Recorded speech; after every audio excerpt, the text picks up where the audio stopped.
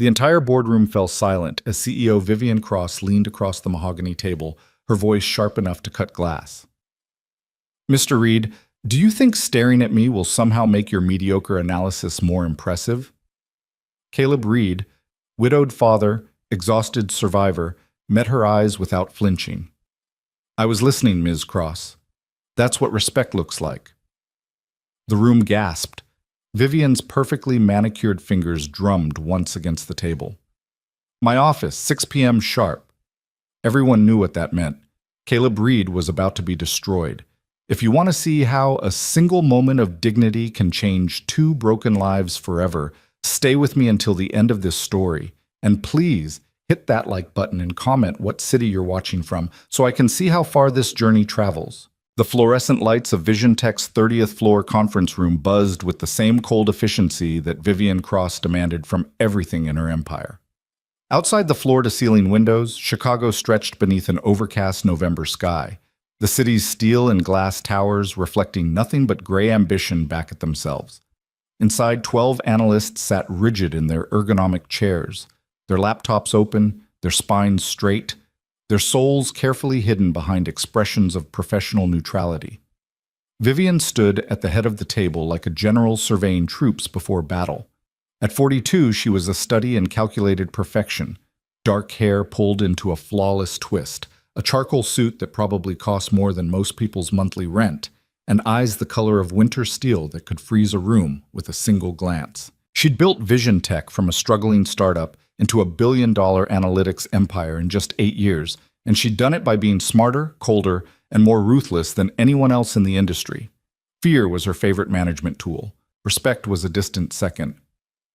The Q4 projections, she said, her voice carrying that particular pitch of impatience that made junior analysts check their resumes, are underwhelming at best and catastrophically optimistic at worst. Someone want to explain why I'm looking at growth estimates that assume our competitors will simply stop existing? Silence. The kind of silence that happens when everyone simultaneously tries to become invisible. Vivian's gaze swept the table like a searchlight looking for weakness. It landed on Marcus Chen, the senior analyst who'd been with the company for 5 years and should have known better. Marcus, walk me through your methodology. Marcus cleared his throat, his fingers trembling slightly as he clicked through his presentation. We based our projections on historical performance patterns and market trend analysis, accounting for seasonal variation, and historical performance, Vivian interrupted, is a security blanket for analysts who lack imagination. The market doesn't care what happened last year. It cares what's happening now, what's coming next, and whether we're smart enough to see it before our competitors do. She leaned forward, her palms flat on the table. Try again. Marcus stumbled through another explanation, his confidence bleeding away with each word. Vivian listened with the expression of someone watching paint dry in slow motion. When he finally trailed off, she straightened and turned her attention to the rest of the table. Anyone else want to defend this mediocrity? Or shall we all just agree that I'm surrounded by people who peaked in graduate school? That's when Caleb Reed made his mistake. He'd been sitting quietly at the far end of the table, his own laptop closed, his attention completely focused on Vivian as she spoke. Unlike the others, who'd learned to avoid direct eye contact with the CEO, Caleb simply watched her.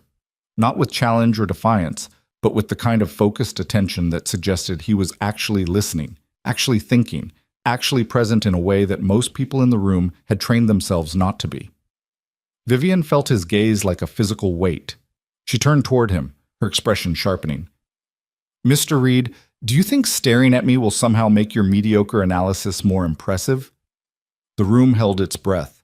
Caleb Reed was relatively new to Vision Tech, barely 6 months in the analytics department, hired for his sharp mind and unconventional background in behavioral economics.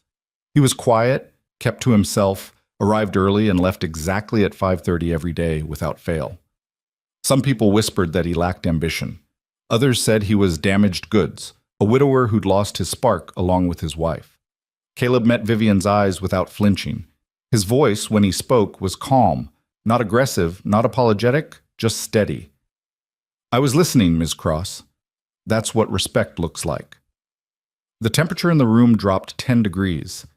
Several analysts actually stopped breathing. Marcus Chen's face went pale. Jennifer Park, who sat next to Caleb, slowly rolled her chair a few inches away as if proximity to him might prove contagious. Vivian's perfectly composed expression didn't change, but something flickered in her eyes, surprise maybe, or fury, or something else entirely. She studied Caleb for 3 long seconds that felt like 3 long years. "My office," she said quietly, her voice carrying more threat in its softness than it ever had in volume. 6 p.m. sharp. She gathered her tablet and walked out of the conference room, her heels clicking against the polished floor with metronomic precision. The door closed behind her with a soft, final sound. For a moment, no one moved. Then Marcus leaned across the table, his voice barely above a whisper. "Jesus, Caleb. What were you thinking?" Caleb closed his laptop slowly, methodically. "I was thinking," he said, his tone unchanged, "that I'm too tired to pretend." "Too tired?" Jennifer stared at him like he'd just announced he was moving to Mars. "She's gonna fire you. You know that, right? 6 p.m. means you're done. That's how she does it. Waits until the end of the day so you can't make a scene, can't rally support, can't do anything but pack your desk and disappear." Caleb nodded. "I know." "Then why?" "Because she was wrong." He stood, tucking his laptop under his arm. "And because I have a 6-year-old daughter who asks me every night if I stood up for what's right today. I'd like to have an answer that doesn't make me hate myself." He walked out before anyone could respond. The rest of Caleb's day unfolded with the surreal quality of a dream where you know you're falling but haven't hit the ground yet. He returned to his desk in the open-plan workspace, surrounded by the low hum of keyboards and muted phone conversations, and tried to focus on the data model he'd been building for the past 3 weeks. The numbers on his screen blurred together. His hands moved through familiar motions, typing, clicking, scrolling, but his mind was somewhere else entirely. 6 p.m. 4 hours from now, his life would change. Again. His phone buzzed. He glanced at the screen and saw a text from his mother-in-law, Linda. "Picked Mia up from school. She's asking when you'll be home. Says she has something important to show you." Caleb typed back, "On time today. Promise." The lie tasted bitter even through text message. Because even if he left Vision Tech at 5:30 as usual, even if he somehow avoided the 6 p.m., execution in Vivian's office, on time was still late by the standards that mattered. On time meant he'd miss dinner with Mia. On time meant Linda would handle bath time, story time, the sacred rituals that belonged to a father and daughter. On time meant he was still failing, just failing quietly enough that no one called him on it. He pulled up a blank document and started typing a resignation letter. If he was going to be fired anyway, he might as well control the narrative. Might as well leave with some dignity and tact. "Dear Ms. Cross, effective immediately, I am resigning from my position as senior analyst at Vision Tech. I appreciate the opportunity to contribute to the company's success, and I wish you and the team all the best in future endeavors. Sincerely, Caleb Reed, Professional." Concise. Completely hollow. He saved the document but didn't print it. Not yet. Some part of him, the part that had survived his wife Sarah's death 3 years ago, the part that had learned to function on 4 hours of sleep while caring for a grieving toddler, the part that had somehow managed to finish his master's degree while working 2 jobs and raising Mia alone. That part refused to surrender before the battle actually began. Around 3 o'clock, Marcus appeared at Caleb's desk with 2 cups of coffee and an expression of genuine concern. He set 1 cup in front of Caleb and pulled up a chair from the neighboring desk. "You need to apologize," Marcus said without preamble. Caleb took the coffee. It was still hot, probably from the good machine on the executive floor rather than the break room sludge. "Thanks for this. I'm serious, man. Go to her office right now, eat whatever crow she serves you, and maybe she'll let you keep your job. And if I apologize, what changes?" Marcus blinked. "You don't get fired?" "No, I mean, what actually changes? Does she stop humiliating people in meetings? Does she start treating the team like humans instead of algorithms that occasionally disappoint her? Does the culture here shift even slightly towards something resembling respect?" "That's not—" Marcus stopped, ran a hand through his hair. "Caleb, you can't change Vivian Cross. Nobody can. She is who she is. You either adapt or you leave." "Then I guess I'm leaving." "You have a kid." The words landed like a punch. Caleb's hand tightened around his coffee cup. I'm aware. Medical expenses, right? Marcus's voice was gentle but relentless. Jennifer mentioned she overheard you on the phone with the hospital billing department last month. Your daughter, Mia, right? She's sick? Caleb stood abruptly. That's not your business. No, it's not. But it's reality. And reality doesn't care about principles or pride or standing up to the big bad CEO. Reality cares about whether you can pay for your daughter's treatment. For a moment, Caleb wanted to tell Marcus everything. Wanted to explain that Mia had been diagnosed with acute lymphoblastic leukemia 18 months ago, that the treatment had been brutal, rounds of chemo that left her tiny body weak and sick, a bone marrow transplant that had required Caleb to become an expert in immune system function, months of careful monitoring and fear so sharp it could cut, that they'd finally gotten to maintenance phase, the long stretch of lower dose chemo and regular checkups where the word remission started to feel real instead of like a cruel joke the universe might take back at any moment. Wanted to explain that every blood test, every scan, every follow-up appointment cost money even with insurance, that the copays and deductibles and percentages added up to thousands of dollars that his salary barely covered, that he'd already depleted Sarah's life insurance settlement, that his parents were gone, his brother struggling with his own family, and Linda, wonderful, loving Linda, who'd stepped in as grandmother and primary babysitter, was living on a fixed income and couldn't help financially, even though she would if she could. Wanted to explain that losing this job would mean losing their health insurance. And losing their health insurance would mean losing access to Mia's oncologist, her treatment plan, the regular monitoring that stood between his daughter and catastrophe. Instead, he just said, I know. Marcus studied him for a long moment, then stood and squeezed his shoulder. 6 p.m. You've still got time to fix this. After Marcus left, Caleb pulled out his phone and opened his photos. The most recent was from this morning, Mia at the kitchen table, her head wrapped in the bright purple scarf she'd chosen to wear instead of the wig they'd bought, her smile enormous as she held up a drawing she'd made. In the picture, two stick figures stood hand in hand. One was labeled Daddy and wore a cape. The other was labeled Me and had flowers growing from her head instead of hair. My hair is going to be flowers when it comes back, she'd told him seriously, like a garden on top of my head. That sounds beautiful, sweetheart. I know. And you're a superhero because you fight bad guys and make me feel better when I'm scared. Caleb had knelt down to her level, his throat tight. Mia, I'm not. Yes, you are. She'd pressed her small palm against his cheek. You just don't have a costume yet. But that's okay. Superheroes don't always wear costumes. Now staring at that photo in the cold fluorescence of his desk, Caleb felt the weight of his daughter's faith like armor and chains all at once.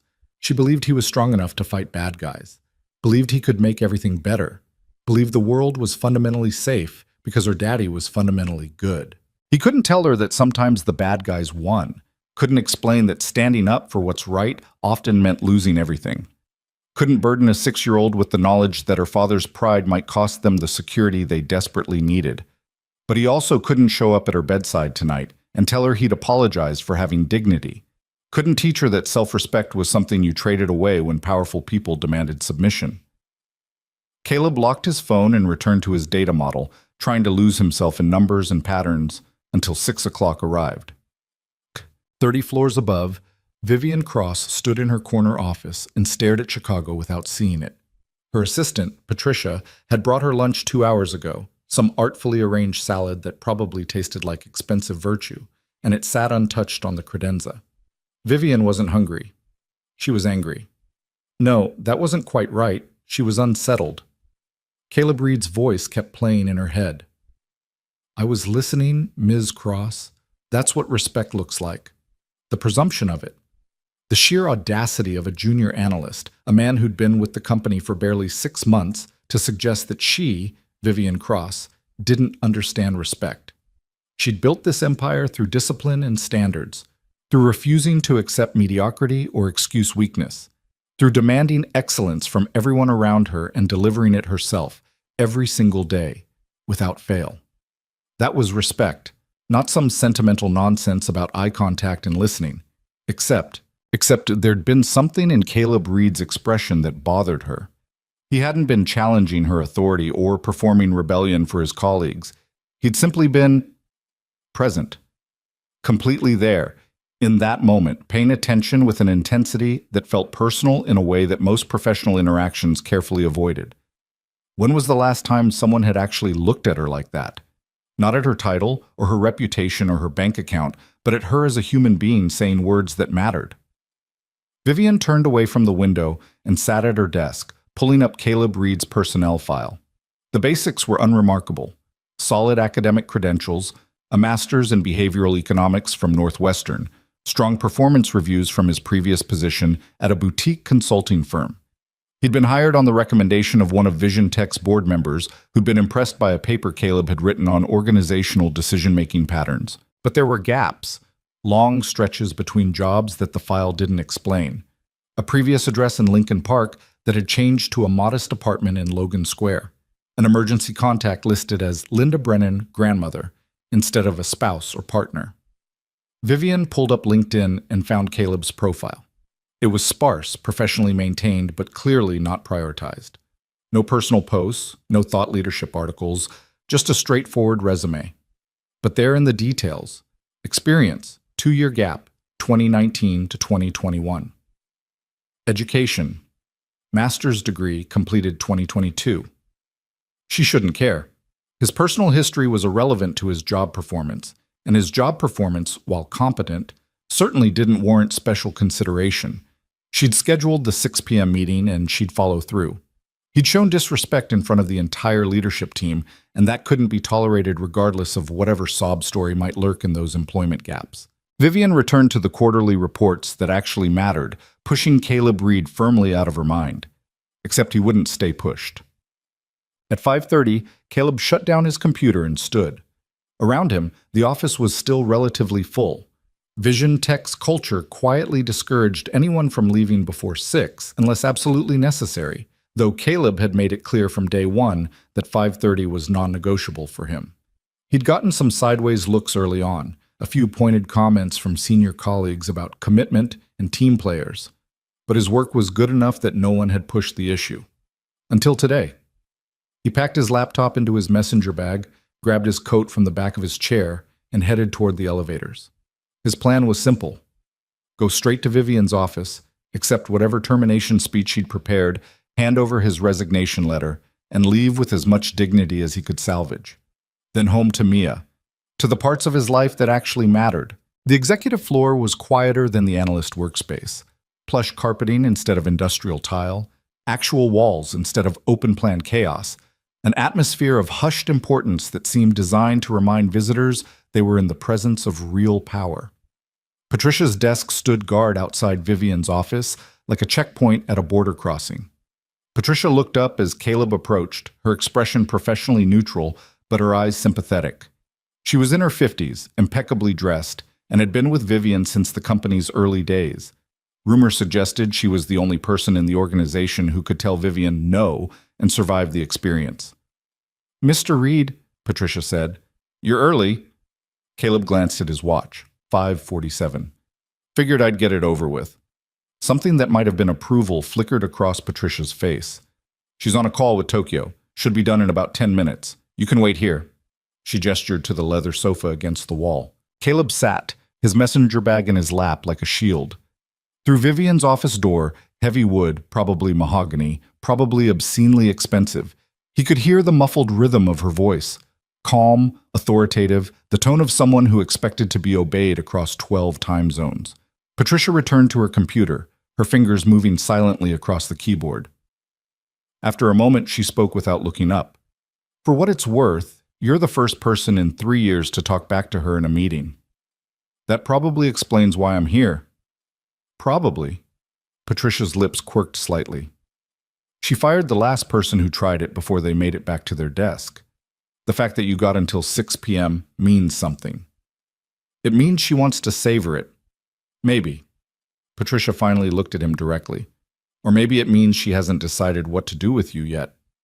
Before Caleb could respond, Vivian's door opened. She stood in the doorway, phone still pressed to her ear, and gestured for him to enter. Her expression gave away nothing.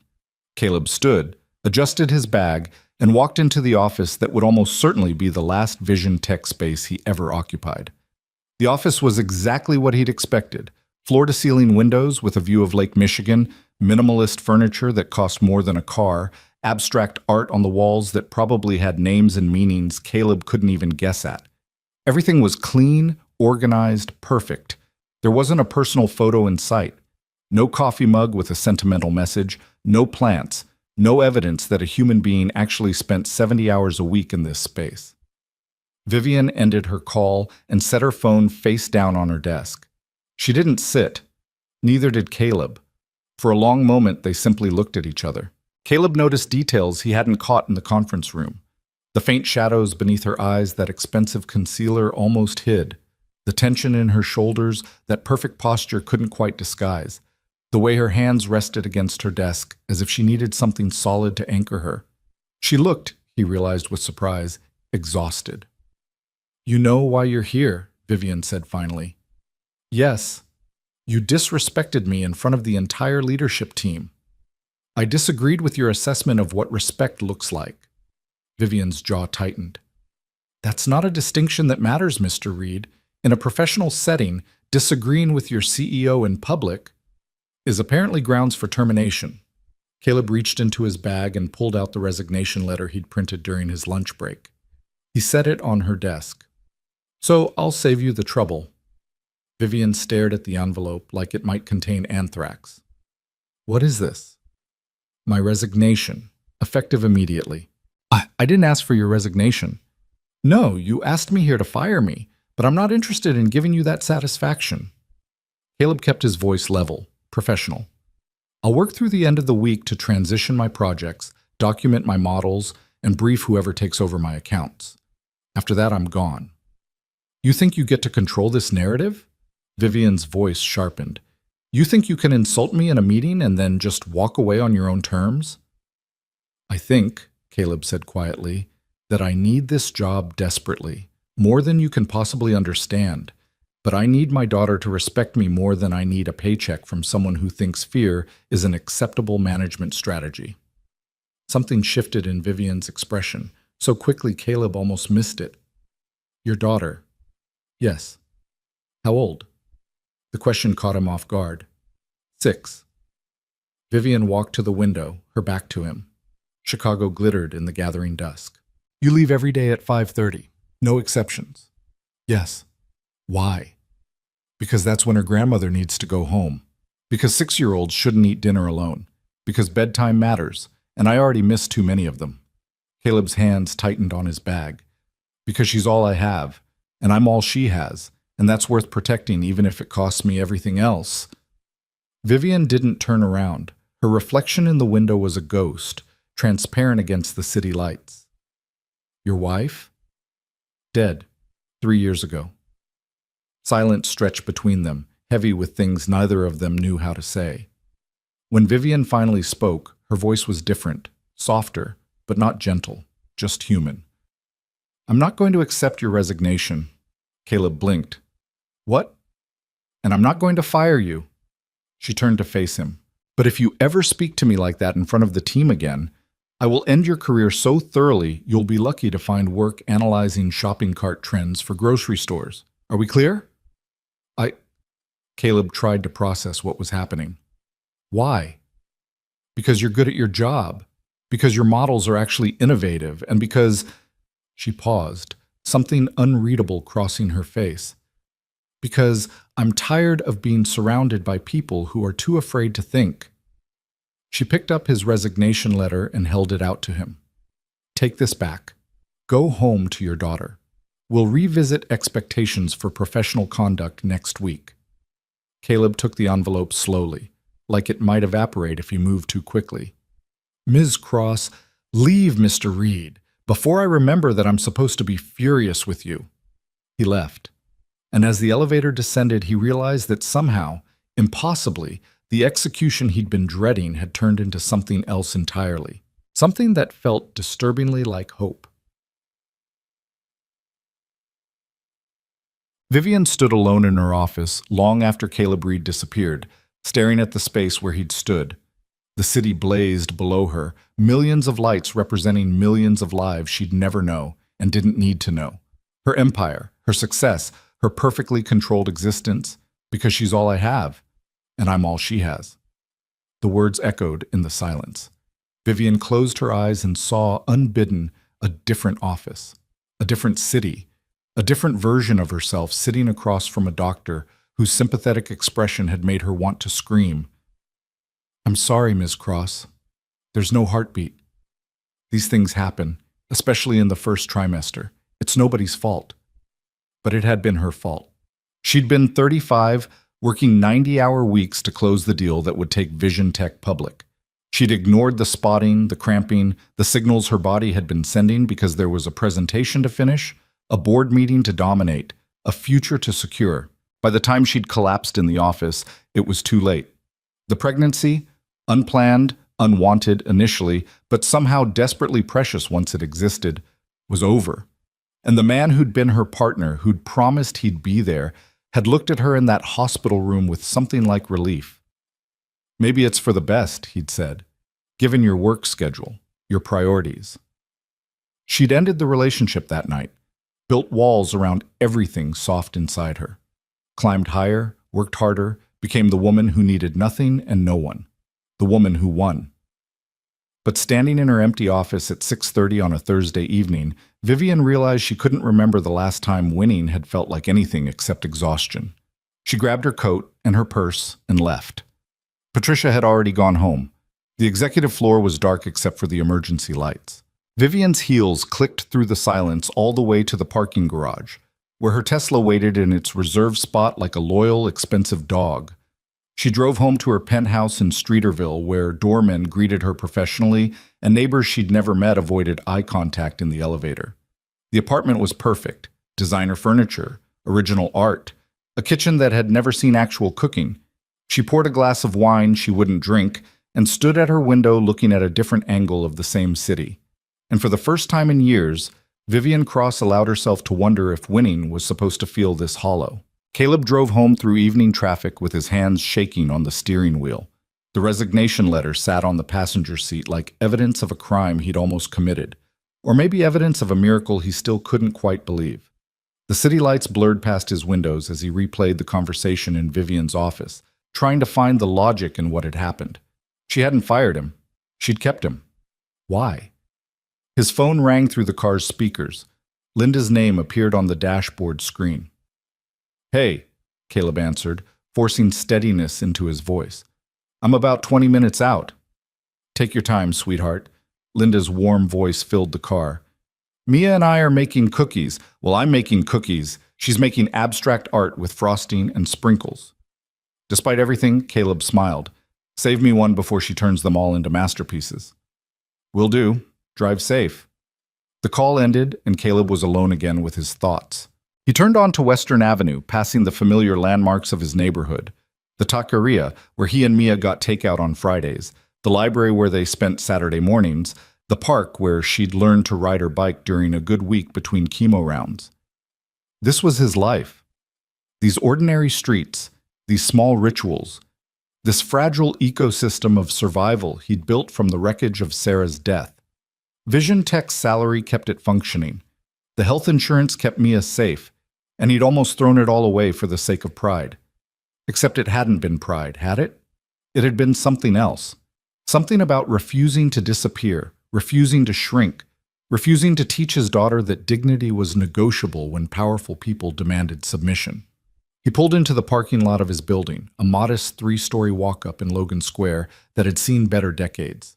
The rent was reasonable, the neighbors were quiet, and Mrs. Chen on the second floor always smiled at Mia and saved interesting stamps from her international correspondence for Mia's collection. It wasn't Lincoln Park, wasn't the beautiful brownstone he and Sarah had saved for years to afford, but it was home.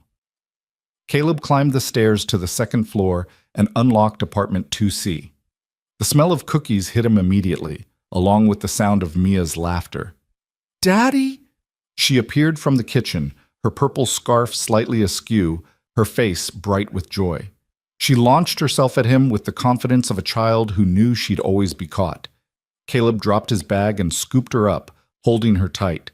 She weighed nothing, still too thin despite the nutrition shakes and high-calorie meals, still fragile in ways that terrified him, but she was warm and solid and real in his arms. "Hey, superhero," he murmured into her scarf. "How was your day?" "Amazing, Ms. Rodriguez let me feed the class hamster, and Tommy shared his crackers at snack time even though they were the good kind with the cheese inside. And Grandma Linda and I made 17 cookies, but I decorated them so they're actually 17 different kinds of art." 17 masterpieces, Linda called from the kitchen. She appeared in the doorway, wiping flour from her hands. Linda Brennan was 68, silver-haired, and possessed the kind of quiet strength that came from raising 3 children mostly alone after her husband's death. She'd welcomed Caleb into her daughter's life with open arms, and when Sarah died, she'd simply stayed, helping with Mia, managing the impossible logistics of treatment schedules and work demands, never asking for anything in return except the privilege of loving her granddaughter. "You look tired," Linda said, studying Caleb's face. "Long day." He set Mia down gently. "But I'm home now." "Daddy, you have to see the cookies before we eat dinner because they're very important, and also because I used all the purple frosting for the special one I made you." Mia grabbed his hand and pulled him toward the kitchen. The apartment was small, 2 bedrooms, 1 bathroom, a kitchen that barely fit 2 people, a living room that doubled as Caleb's office after Mia went to bed. But Mia's artwork covered the refrigerator, her books filled the shelves, and the purple butterfly mobile Sarah had hung when Mia was a baby still spun slowly above the couch. The kitchen table was covered in cookies. Most of them looked like cookies. A few looked like abstract expressionist statements about the futility of geometric form. One, the one Mia pointed to with pride, was covered entirely in purple frosting with "Daddy" spelled out in sprinkles. "It's perfect," Caleb said, his throat tight. "Can I eat it after dinner?" "You have to. It's made with love, which is the best ingredient." Mia said this with absolute seriousness. "Miss Rodriguez told us that when we made cards for Thanksgiving." Linda caught Caleb's eye and smiled. "Dinner's in the oven. Chicken and rice, Mia approved. I'll head out once it's ready." "Stay," Caleb said. "Eat with us." "I would, honey, but I've got book club tonight, and if I miss it, Margaret will never let me hear the end of it." Linda kissed Mia's head. "Be good for your dad. No staying up past bedtime negotiating for extra stories." "I would never negotiate," Mia said innocently. "Sure you wouldn't." Linda hugged Caleb. "You okay?" He nodded. Lying, maybe, but nodding. After Linda left, Caleb and Mia ate dinner at the small table, Mia chattering about her day while Caleb forced himself to focus on her words instead of the constant loop of anxiety in his head. She told him about the book they were reading in class, about how Tommy's mom brought cupcakes for his birthday, about how she'd drawn a picture of a garden during art time because she was planning what her hair would look like when it grew back. "Dr. Patel says it'll probably be curly," Mia said, twirling spaghetti on her fork. "I hope it's really curly, like spiral pasta." "Whatever it looks like, it'll be beautiful." "I know, but I still hope it's curly." She took a bite, chewed thoughtfully. "Daddy, why were you sad when you came home?" Caleb's hand stilled on his water glass. "What makes you think I was sad?" "Your face. You do this thing." She scrunched up her features in an exaggerated frown. "Like you're trying to smile, but your eyes forgot how." He was raising the world's most perceptive 6-year-old. "I had a hard day at work, sweetheart, but it turned out okay." "Did someone be mean to you?" "Sort of, but we talked about it, and I think things are better now." Mia considered this. "Did you stand up for yourself?" "I did." "Good, because you're not supposed to let people be mean, even if they're grown-ups, even if they're the boss." She pointed her fork at him for emphasis. "Ms. Rodriguez says everyone deserves respect, no matter what." "Ms. Rodriguez is very smart." "I know. She has a certificate on the wall that says so." They finished dinner, and Caleb washed dishes while Mia built an elaborate fort out of couch cushions and blankets in the living room. The routine was soothing: hot water, soap, the simple mechanics of cleaning up. Through the doorway, he could hear Mia narrating an adventure involving stuffed animals and dragons. His phone buzzed. A text from Jennifer Park. "Heard you survived the 6 p.m. meeting. Everyone's shocked. What happened? Caleb dried his hands and typed back. Still employed, still confused. See you Monday. Another text, this time from Marcus. Drinks tomorrow? You're buying since you still have a paycheck. Caleb smiled despite himself. Can't. Mia has a checkup. Maybe next week. The truth was, Mia had checkups every 3 weeks. Blood work, physical exam, a careful monitoring of her remission status that never felt routine no matter how many times they did it. Tomorrow was just another Friday appointment in an endless series of Friday appointments that would continue for years. The maintenance phase of her treatment protocol lasted 2.5 years total. They were halfway through. Only 15 months to go until Mia could ring the bell at the hospital, until they could, maybe, possibly, carefully start to believe that cancer was something that had happened rather than something that was happening. Daddy, the fort is done. You have to see it. Caleb put his phone away and joined his daughter in the living room. She'd created an impressive structure using the couch, 2 chairs, and every blanket they owned. Inside, she'd arranged her stuffed animals in a circle and placed a flashlight in the center like a campfire. This is the Dragon Council, Mia explained. They meet to decide important things. What kinds of things? Like who gets to be in charge of cookies and whether bedtime should be later and if vegetables really need to be at every dinner. Those do sound important. I know. Want to sit in the council with me? Caleb folded himself into the fort, his back protesting the awkward angle. Mia snuggled against his side, her head on his shoulder. They sat in the flashlight glow, surrounded by stuffed dragons and the soft cocoon of blankets. Daddy? Yeah, Bug? Are you happy? The question landed like a stone in still water. Caleb looked down at his daughter, at her face illuminated in the gentle light, at the trust in her eyes that believed he would always tell her truth. Right now, in this fort with you, I'm very happy. But what about other times? He chose his words carefully. Sometimes I'm worried, sometimes I'm tired, but I'm always glad you're here with me. Mia nodded, processing this. Mommy's gone, so you get extra worried because you have to do all the parent stuff by yourself. Caleb's chest tightened. They'd talked about Sarah many times, gently, honestly, trying to keep her memory alive without making Mia's grief too heavy to carry. But Mia's matter-of-fact acknowledgement of the practical burden still caught him off guard. Something like that. I try to be good so you don't have to worry as much. Mia. He shifted so he could look at her directly. You being good isn't your job. Being a kid is your job. Worrying is my job. But I still try, because you're a good daddy, and good daddies shouldn't have to be sad all the time. He pulled her close, blinking hard against the burning in his eyes. I'm not sad all the time, especially not when I'm with you.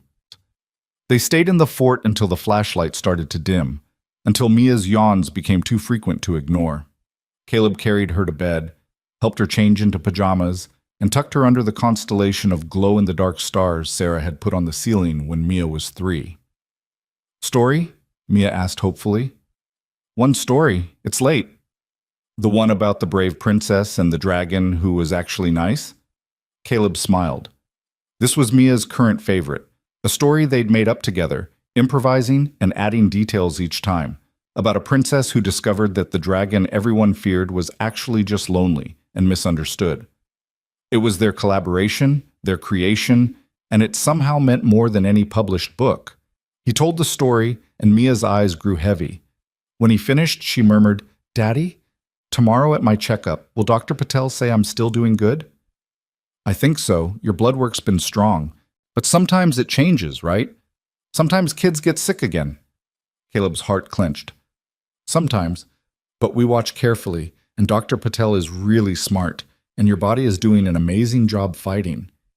I don't want to go back to the hospital, not for the bad kind of stay. I know, sweetheart. Promise you won't let me? He wanted to promise, wanted to tell her he'd protect her from everything, that cancer would never touch her again, that the universe owed them a break after everything they'd survived. But he'd learned painfully that some promises were lies, and lying to his daughter wasn't something he could do anymore. I promise I'll always be there with you, no matter what happens. You'll never be alone. Mia studied his face for a long moment, then nodded. Okay, That's a good promise. She fell asleep within minutes. Caleb sat on the edge of her bed, watching her breathe, counting each rise and fall of her chest like he'd done 1,000 times before. The fear never went away. It just learned to hide in the background, waiting for moments like this to surge forward and remind him how fragile everything was. Finally, he stood and returned to the living room. He reassembled the fort back into ordinary furniture, folded the blankets, turned off the lights.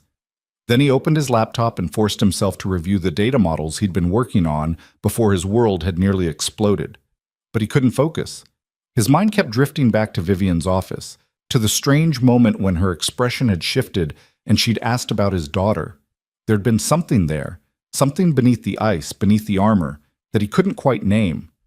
At 11, he gave up on work and went to bed. But sleep was elusive.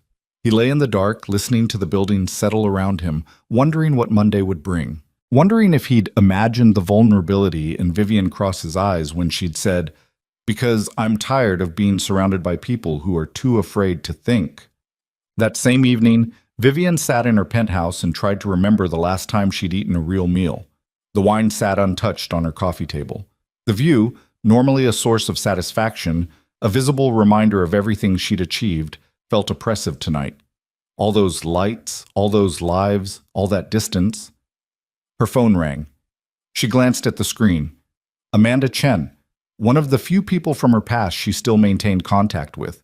They'd been roommates at Wharton, competitors who'd become friends, both driven and ambitious but in different ways.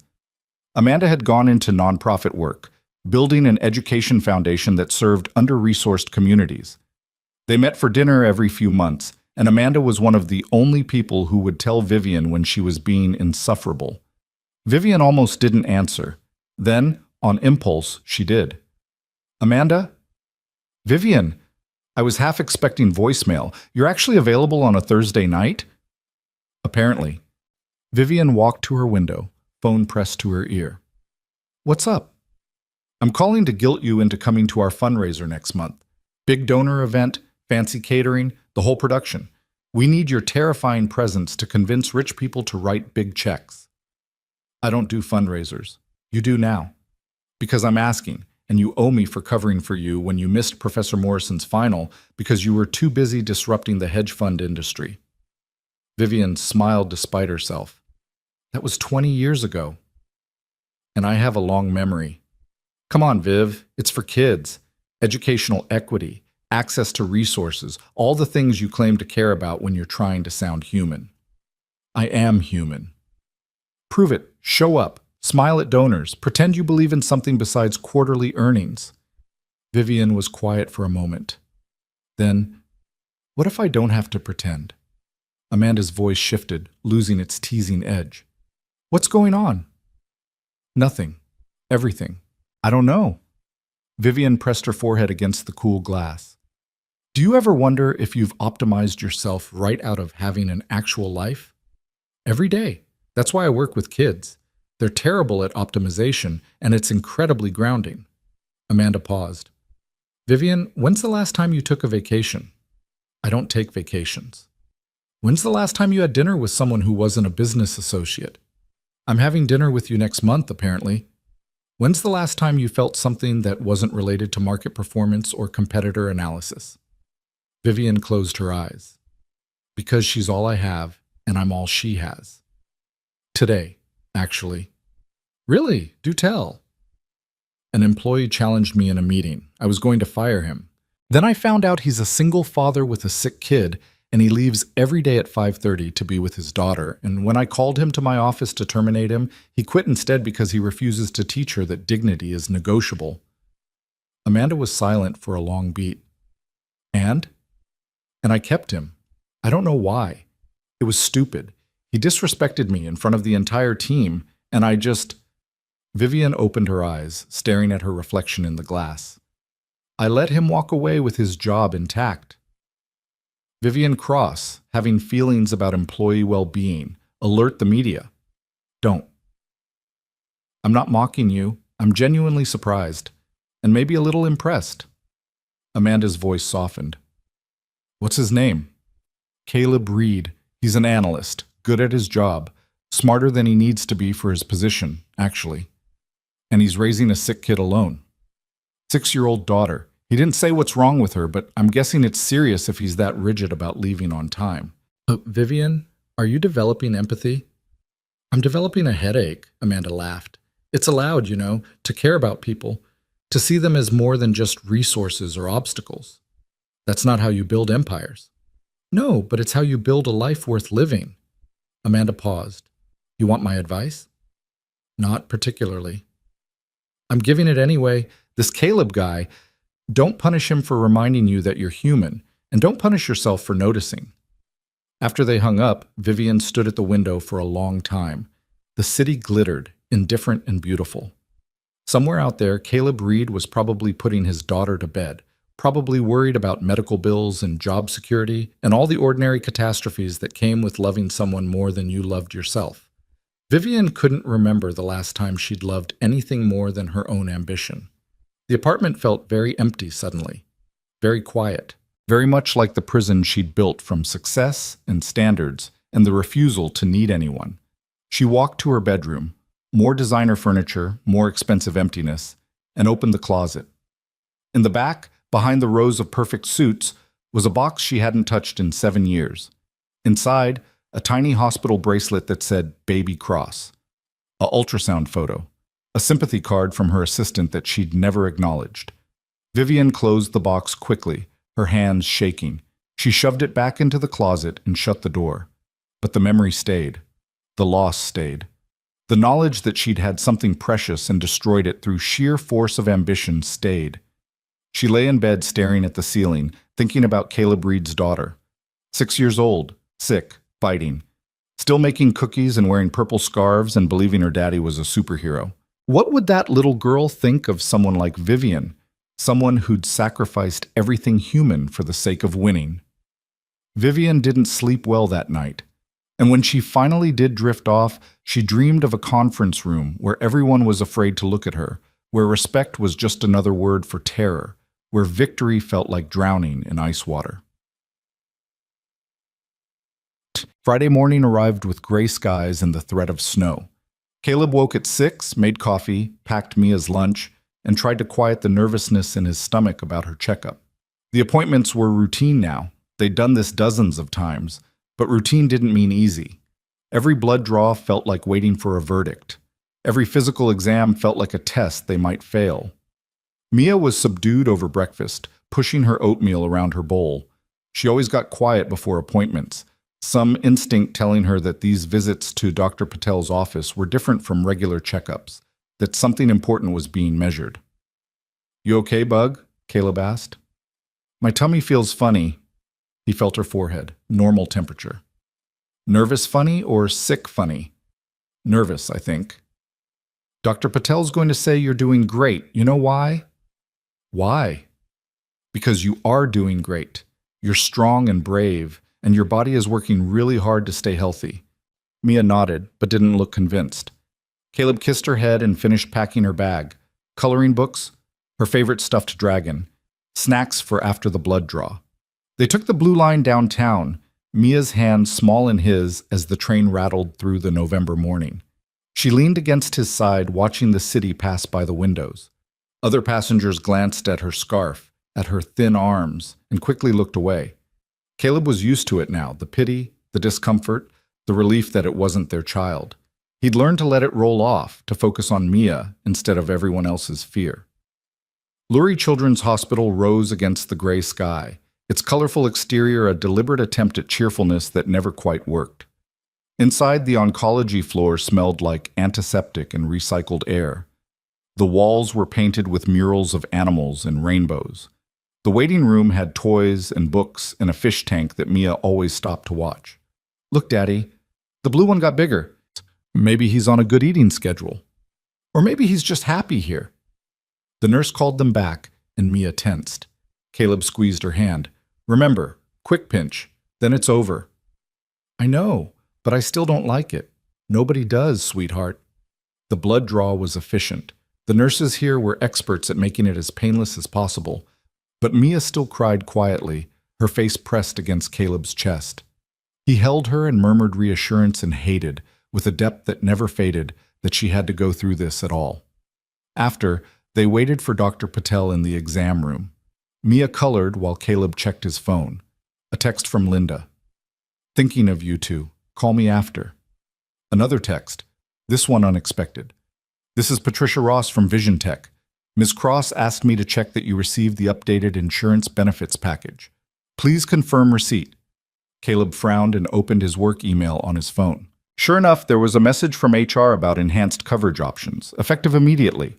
The details made his breath catch: lower deductibles, better prescription coverage, expanded specialist network. He stared at the email, trying to make sense of it. This wasn't a company-wide change.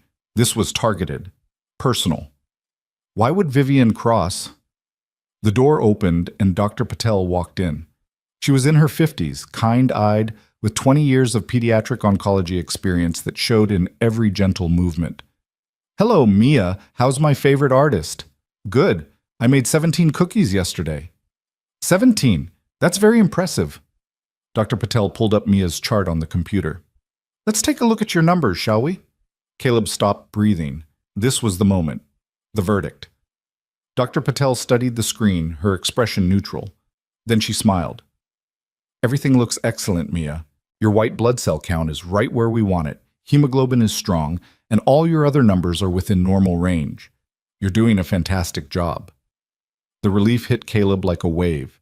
He closed his eyes briefly, letting it wash through him. Another 3 weeks of okay.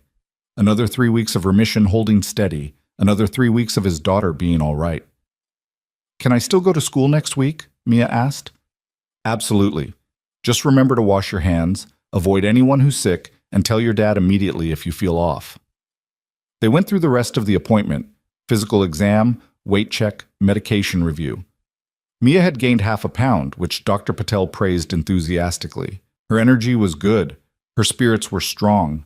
She was, by all measurable standards, thriving. As they prepared to leave, Dr. Patel touched Caleb's arm. "She's doing really well. I know these checkups are stressful, but try to let yourself breathe." "I will. Thank you." Outside the hospital, Mia wanted ice cream despite the cold. Caleb found a shop nearby, and they sat in a window booth while Mia worked on a chocolate sundae that was definitely too big for her. "Daddy?" "Yeah?" "I'm glad Dr. Patel said I'm okay." "Me too, Bug. So glad." "Does that mean the cancer's gone forever?" Caleb chose his words carefully, the same way he always did when Mia asked this question. "It means your body is doing an amazing job keeping it away. And we're going to keep watching carefully and taking your medicine and going to checkups. Okay?" "Okay." Mia took another bite of ice cream. "I think when I grow up, I want to be a doctor like Dr. Patel, so I can help other kids not be scared." Caleb's throat tightened. "I think you'd be an incredible doctor." They finished the ice cream and headed home. On the train, Mia fell asleep against his shoulder, exhausted from the emotional weight of the appointment. Caleb held her and stared out at the city and thought about the insurance update on his phone. He thought about Vivian Cross in her empty office, asking about his daughter. And he wondered what it meant that someone who built walls for a living had maybe, possibly, cracked open a door. Monday morning arrived with the kind of bitter cold that made Chicago feel like a test of character. Caleb stood on the platform waiting for the blue line, his breath visible in the frozen air, his mind turning over the same questions he'd been wrestling with all weekend. The insurance update. Patricia's carefully worded email. The way Vivian had looked at him when he'd mentioned Mia, something shifting behind those winter steel eyes. He'd called HR Friday afternoon to confirm the changes, half expecting them to say it was a mistake. But the benefits coordinator had been matter-of-fact, explaining that his coverage had been upgraded to the executive tier, effective immediately, at no additional cost. When he'd asked why, she'd simply said, "Per Ms. Cross's directive." The train arrived, packed with morning commuters. Caleb squeezed into a space near the door and held the overhead rail, letting the rhythm of the tracks settle his nerves. He'd left Mia with Linda, who'd promised homemade pancakes and a morning of painting. Mia had been bright-eyed and energetic, still riding the relief of Friday's good checkup results. She'd kissed his cheek and told him to have a good day at work, like he was the one who needed reassurance. Maybe he was. Vision Tech's lobby was all glass and chrome, designed to intimidate. Caleb badged through security and took the elevator to the analyst floor, hyper-aware of the possibility of running into Vivian. But the executive offices were on a different floor, a different world entirely, and the chances of crossing paths were minimal unless she summoned him again. At his desk, Caleb found a note from Marcus. Conference room C, 9 a.m., mandatory team meeting. Try not to insult the CEO this time. He smiled grimly and opened his laptop. The data models he'd been building before Thursday's disaster still needed work, and he lost himself in the numbers, grateful for the distraction. Around him, the office hummed with its usual energy, keyboards clicking, phones ringing, the low murmur of colleagues collaborating or complaining. At 8:50, Jennifer appeared at his desk. Ready for the firing squad? Is that what this is? Who knows? But after Thursday's performance, everyone's expecting drama. She lowered her voice. For what it's worth, I think what you said needed saying. Vivian runs this place like a dictator, and someone had to call it out. I wasn't trying to be a hero. No, you were just trying to be human, which around here feels revolutionary. Jennifer grabbed her coffee. Come on, let's see what fresh hell awaits. Conference room C was already full when they arrived. The entire analyst team, plus a few project managers and department heads. Marcus caught Caleb's eye and gave him a slight nod. Solidarity or sympathy, hard to tell which. People found seats around the long table, the energy in the room tense with anticipation. At 9 exactly, the door opened. But it wasn't Vivian who walked in. It was Patricia, carrying a tablet and wearing an expression of professional neutrality that somehow conveyed volumes. Good morning, everyone. Ms. Cross has asked me to facilitate this meeting. Patricia pulled up a presentation on the screen at the front of the room. We'll be discussing some changes to team structure and project allocation, effective this quarter. The meeting proceeded with bureaucratic efficiency. New client accounts were distributed, reporting lines were clarified, and quarterly goals were outlined with the kind of detail that suggested Vivian had micromanaged every aspect. But there was something different in the tone. Less fear, maybe, or at least less overt hostility. Patricia answered questions patiently, solicited feedback without dismissing it, and generally ran the meeting like a human being addressing other human beings. It wasn't until the end that Patricia looked directly at Caleb. Mr. Reed, Ms. Cross would like you to take lead on the Mercer Analytics account. It's a significant expansion of your current portfolio, and she believes your approach to behavioral modeling makes you well suited for the work. The room went quiet. The Mercer account was huge, one of Vision Tech's flagship clients, typically handled by senior analysts with years of tenure. Giving it to someone with Caleb's experience level was unprecedented. Caleb found his voice. I appreciate the confidence, but I'm not sure I'm the right fit for an account that size. Ms. Cross disagrees. She's reviewed your work extensively and believes you're more than capable. Patricia's expression softened almost imperceptibly. She also wanted me to convey that your working hours will remain unchanged. The Mercer team understands you'll be unavailable after 5:30, and project timelines have been adjusted accordingly. People were staring now. Caleb felt heat creep up his neck. This wasn't just a promotion, it was accommodation, recognition, a complete reversal of everything Vision Tech's culture typically demanded. Thank you, he managed. I'll do my best. After the meeting, Marcus cornered him in the hallway. What the hell just happened? I have no idea. You insulted her in front of everyone, almost got fired, and now you're getting the Mercer account with custom working hours. Caleb, that's not how Vivian Cross operates. She doesn't reward people for challenging her. She destroys them. Maybe she's changing her approach. Marcus laughed, but it sounded uncertain. People like Vivian don't change. They evolve, maybe, adapt to new circumstances. But fundamental change? That requires something I don't think she's capable of. What's that? Vulnerability. Caleb thought about the way Vivian had stood at her window Thursday evening, her reflection transparent against the city lights. Thought about the question she'd asked, your daughter? And the way her voice had shifted when he'd answered. Maybe you're wrong, Caleb said quietly, and maybe you're seeing what you want to see because she threw you a lifeline. Marcus clapped his shoulder. Just be careful, man. Ice queens don't melt overnight, and when they do, people drown in the flood. The warning stayed with Caleb as he returned to his desk and dove into the Mercer account files. The work was complex, intellectually engaging in ways his previous assignments hadn't been. Behavioral modeling at scale, predicting consumer patterns across demographics, building algorithms that could anticipate market shifts before they happened. It was exactly the kind of challenge he'd hoped for when he joined Vision Tech, and it had been handed to him by a woman who, by all accounts, should have ended his career instead. At noon, his phone buzzed. A text from an unknown number. "This is Vivian Cross. Do not share this number. I need to discuss the Mercer account parameters. My office, 12:30. Caleb stared at the message. The directness of it. The assumption that he'd be available. The CEO of a billion-dollar company texting an analyst personally instead of going through proper channels. He typed back, "I'll be there." At 12:25, Caleb stood outside Vivian's office for the second time in 4 days. Patricia looked up from her desk, something that might have been sympathy crossing her features. "She's expecting you. Go on in." Caleb knocked once and entered. Vivian sat at her desk, laptop open, phone face down beside her. She wore a navy suit that probably cost more than his monthly rent, and her hair was pulled back in that same severe twist. But there were shadows under her eyes that expensive concealer didn't quite hide, and her posture had a tension to it that suggested she'd been holding herself rigid for too long. "Close the door," she said without looking up. He did. The office felt smaller than it had Thursday, or maybe he just felt larger.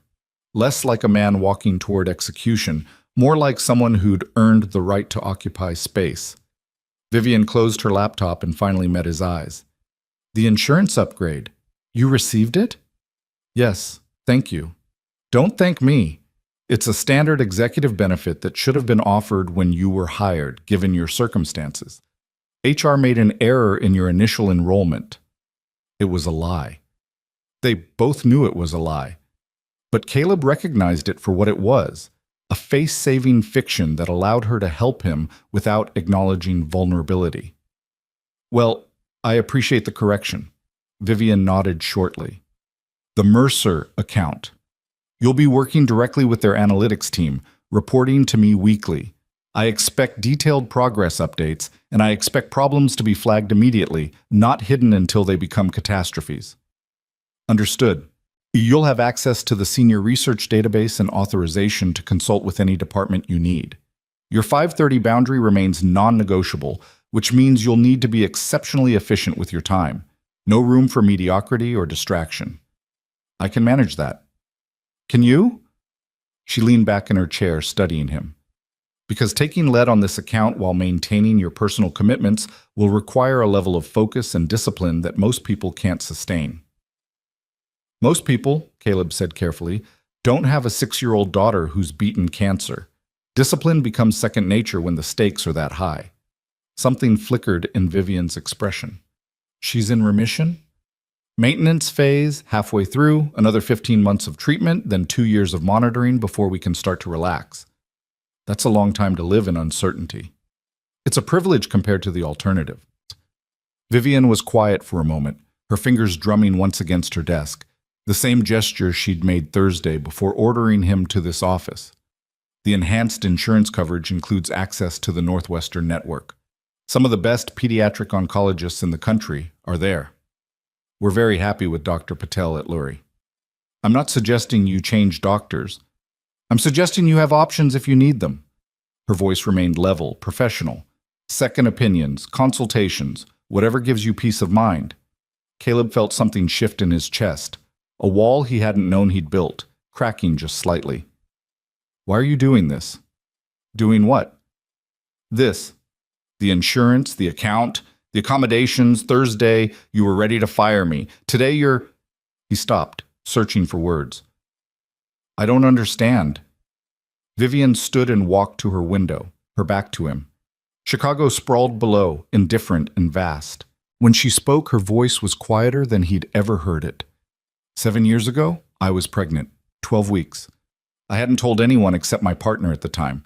I was closing the deal that would take Vision Tech public, working 100-hour weeks, ignoring every signal my body was sending. She paused. I miscarried in this office, collapsed during a conference call with Tokyo. By the time I got to the hospital, it was already over. Caleb said nothing, sensing that any response would shatter whatever moment this was. The man I was with looked relieved, said maybe it was for the best, given my priorities. I ended the relationship that night and decided I didn't need anyone. Didn't need softness or compromise or any of the things that make people vulnerable. She turned to face him, her expression unreadable. I built an empire on that decision, and I told myself it was worth it. Was it? I don't know anymore. She crossed her arms, a defensive gesture that contradicted her words. When you stood in this office Thursday and told me your daughter was all you had, that you'd rather lose everything than teach her to surrender her dignity, something in me recognized that. Recognized what it looks like when someone loves something more than they love winning. Ms. Cross, I'm not asking for sympathy. I'm explaining why I'm giving you this opportunity.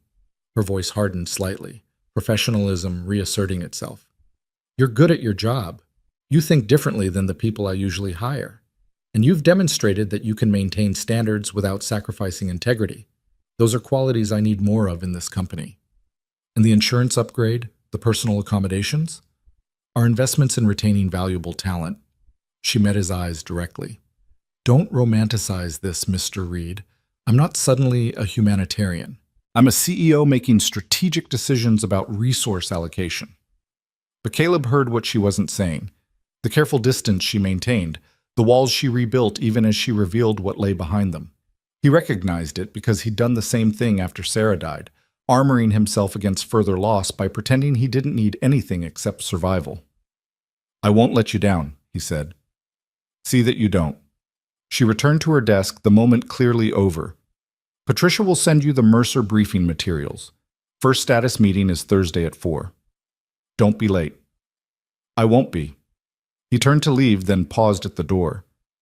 Ms. Cross, thank you, not for the strategic resource allocation, for, he chose his words carefully, for seeing me as a human being instead of just an employee. Vivian's expression didn't change, but something in her eyes softened almost imperceptibly. Go to work, Mr. Reed. He left, and Vivian sat alone in her office, staring at the closed door. Her hands were shaking. She pressed them flat against her desk, willing them to stop. She hadn't told anyone about the miscarriage in 7 years, had barely acknowledged it to herself, packing it away in that box in her closet along with all the other evidence that she'd once been capable of wanting something beyond success. Why had she told Caleb Reed? What was it about his quiet dignity, his exhausted determination, his absolute clarity about what mattered that had cracked open doors she'd welded shut? Vivian closed her eyes and saw, unbidden, a small child in a purple scarf. Mia, 6 years old, fighting cancer, making cookies, calling her father a superhero. What would it be like to be loved that completely? To be someone's entire world, their definition of safety and strength. Vivian had spent 7 years making sure no one could hurt her again, had built walls so high that nothing could climb them. But standing in her perfect office with her perfect view, she realized that walls worked both ways. They kept pain out, but they also kept everything else out. Joy, connection, the messy, terrifying, essential experience of being fully human. Her phone buzzed, a reminder about the quarterly board meeting. Vivian took a breath, straightened her shoulders, and returned to the armor that kept her safe. But the cracks were there now, and cracks, once formed, were impossible to ignore. That evening, Caleb arrived home at exactly 5:30 to find Mia and Linda engaged in what appeared to be an elaborate art project involving construction paper, glitter, and an alarming amount of glue. "Daddy!" Mia jumped up, glitter cascading from her lap. "Look what we made!" She held up a construction paper turkey that had somehow evolved into a peacock-like creature with 17 feathers, each one decorated differently. "It's for Thanksgiving, but I made it fancy because regular turkeys are boring. It's the fanciest turkey I've ever seen." "I know. Grandma Linda says I have artistic vision." Linda smiled from her position at the table, glitter in her hair. "I said you have creative instincts. The vision part is all you." Caleb kissed Mia's head and nodded gratefully at Linda. "How was the day?" "Perfect. We made 3 different versions, painted a mural on butcher paper, and read 4 books. Also, Mia informed me that when she grows up, she's going to be both a doctor and an artist." I can do 2 jobs, Mia said seriously. You do 2 jobs, Daddy. You work at the office, and you take care of me. That's different, Bug. No, it's not. They're both important jobs. She returned to her turkey peacock, adding more glitter. Grandma Linda says I can be anything I want if I work hard and believe in myself. Grandma Linda is very wise. Linda gathered her coat and purse, preparing to leave. At the door, she touched Caleb's arm. You seem lighter today. Something good happen? Maybe. I got a promotion, sort of. That's wonderful. Does it mean more money? It means better insurance and recognition and... He paused, unsure how to explain. It means someone saw me struggling and decided to help instead of punish me for it. Linda studied his face. This someone? Your boss? The CEO, actually. The one you told me about? The terrifying ice queen who rules through fear? Caleb smiled.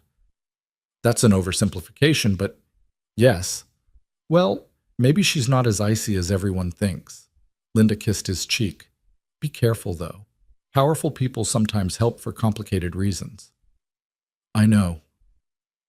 After Linda left, Caleb made dinner while Mia narrated the turkey peacock's backstory, an elaborate tale involving a magical forest and a bird who didn't fit in with regular turkeys. They ate spaghetti at the small table, Mia's chatter filling the apartment with the sound of normalcy. Later, during bath time, Mia asked, Daddy, do you like your boss now? Caleb paused in the middle of rinsing her hair. What makes you ask that? You said someone helped you. I figured it was probably your boss because bosses are in charge of helping. Not all bosses see it that way. Well, they should. Mia tilted her head back, eyes squeezed shut against the water. Miss Rodriguez says good leaders make everyone feel important, not just the people who are already good at things. Your teacher is full of wisdom. I know. That's why she has a certificate. After bath, after pajamas, after the story about the brave princess and the misunderstood dragon, Mia snuggled into her pillow and looked at Caleb seriously. Daddy, when I'm better, like all the way better, not just maintenance phase better, can we go on a vacation? Where do you want to go? Somewhere with a beach and turtles. I want to see turtles in the ocean. Caleb's throat tightened. They'd talked about vacations before. Places they'd visit when Mia was healthy, things they'd do when life wasn't dominated by treatment schedules and careful monitoring. But she hadn't brought it up in months, maybe afraid to want something that felt too far away. We'll go, he promised. As soon as Dr. Patel says you're strong enough, we'll find a beach with turtles. You promise? I promise. Mia smiled and closed her eyes. Within minutes, she was asleep. Caleb stayed longer than usual, watching her breathe, thinking about Vivian's confession in her office, the miscarriage, the partner who'd looked relieved, the decision to need no one.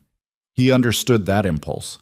After Sarah died, he'd wanted to retreat too, to build walls around himself and Mia, and never let anyone close enough to hurt them again. But Mia hadn't allowed it. Her needs, physical, emotional, endless, had forced him to stay vulnerable, stay open, stay connected to Linda and doctors and teachers, and the whole complicated network of people required to keep a child safe and loved. Maybe that was the difference between him and Vivian. He'd been forced to learn that walls didn't protect you from pain. They just isolated you from everything that made pain bearable. Caleb returned to the living room and opened his laptop. The Mercer account materials were extensive, thousands of data points, complex modeling requirements, strategic implications that would require careful analysis. It was exciting work, the kind that made his brain light up with possibilities. But as he read through the briefing documents, he found himself thinking about Vivian in that enormous office, surrounded by success and completely alone.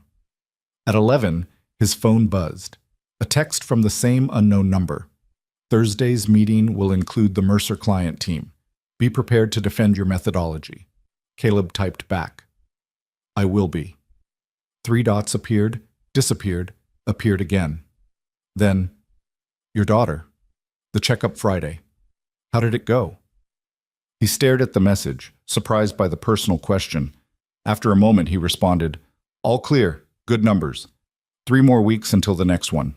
The response came quickly. Good, nothing else. Just that single word. But somehow it felt like more. like acknowledgement, like shared relief, like the first tentative thread of connection between two people who'd spent years learning to need nothing from anyone. Caleb set his phone down and returned to the Mercer files, but Vivian's text stayed on his mind. In her empty penthouse across the city, Vivian stared at her own phone, reading Caleb's message again. All clear, good numbers.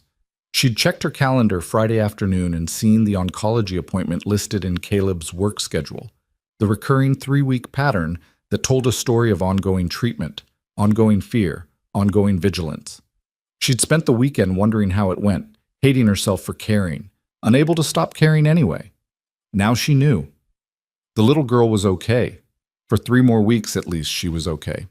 Vivian walked to her window and looked at Chicago, at the million anonymous lights that represented a million anonymous lives. Somewhere out there, Caleb Reed was probably putting his daughter to bed.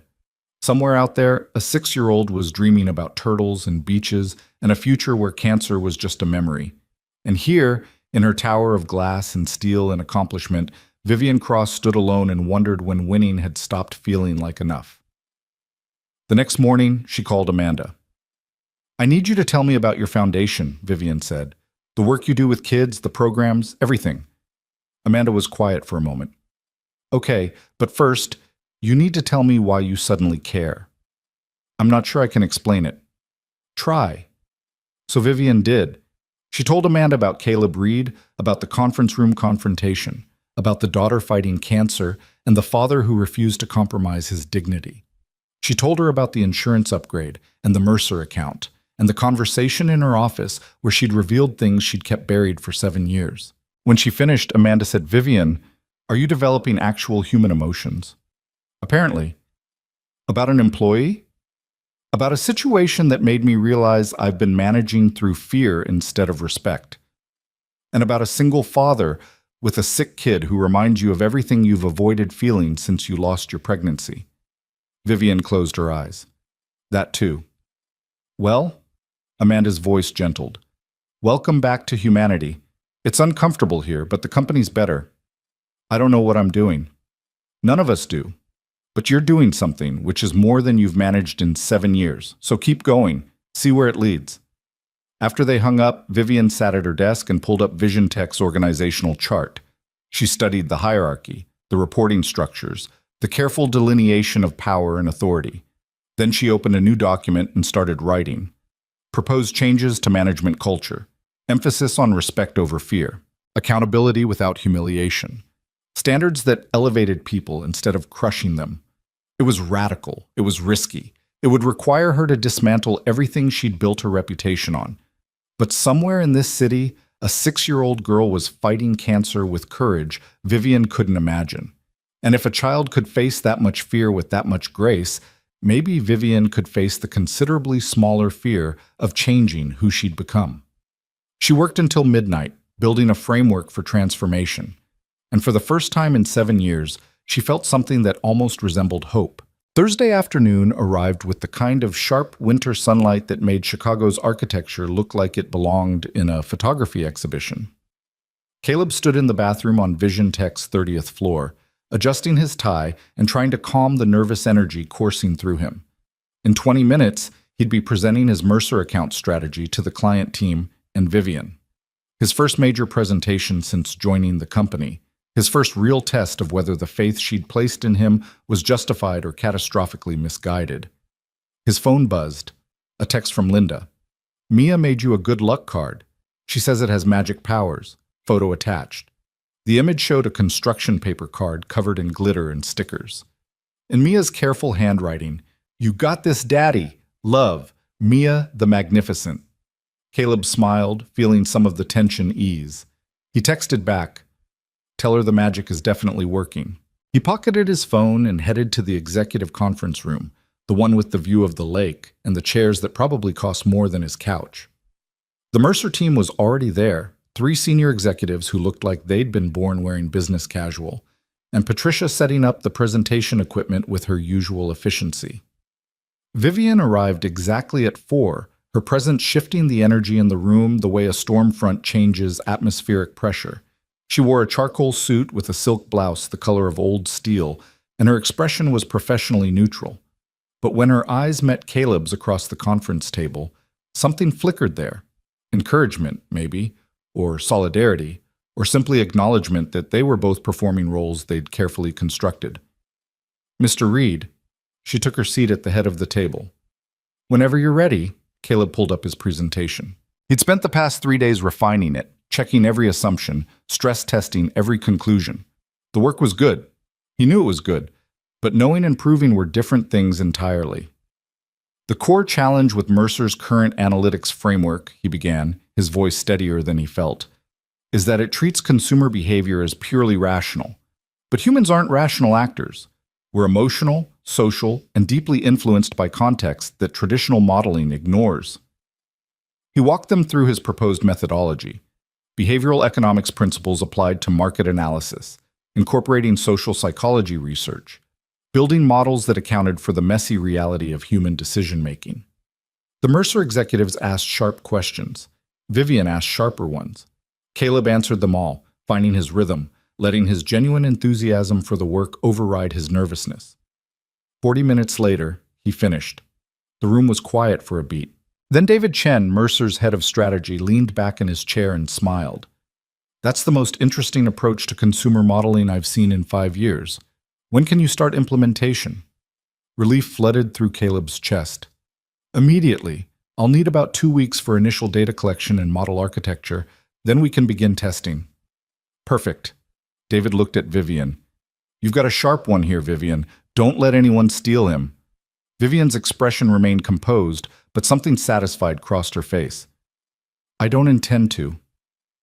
The Mercer team left, and Patricia began packing up equipment. Caleb started gathering his materials, adrenaline still humming through his system. He'd done it. Actually done it. Defended complex methodology to senior executives and won them over. Mr. Reed? Vivian's voice stopped him at the door. A moment. Patricia excused herself, and suddenly they were alone in the conference room, the city sprawling beneath them in the afternoon light. That was exceptional work, Vivian said. The research depth, the practical application, the way you handled David's skepticism about the psychological components, all of it demonstrated exactly the kind of innovative thinking I expected from you. Thank you, Caleb paused, choosing honesty over false modesty. I'm proud of it. It's the kind of project I hoped I'd get to work on when I came here. Then you should have been given it months ago instead of being buried in entry-level assignments. She walked to the window, her back to him.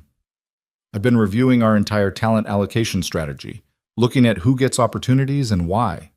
The pattern is troubling. What do you mean? I mean we promote people who mirror the existing leadership, aggressive, willing to work absurd hours, unencumbered by personal obligations.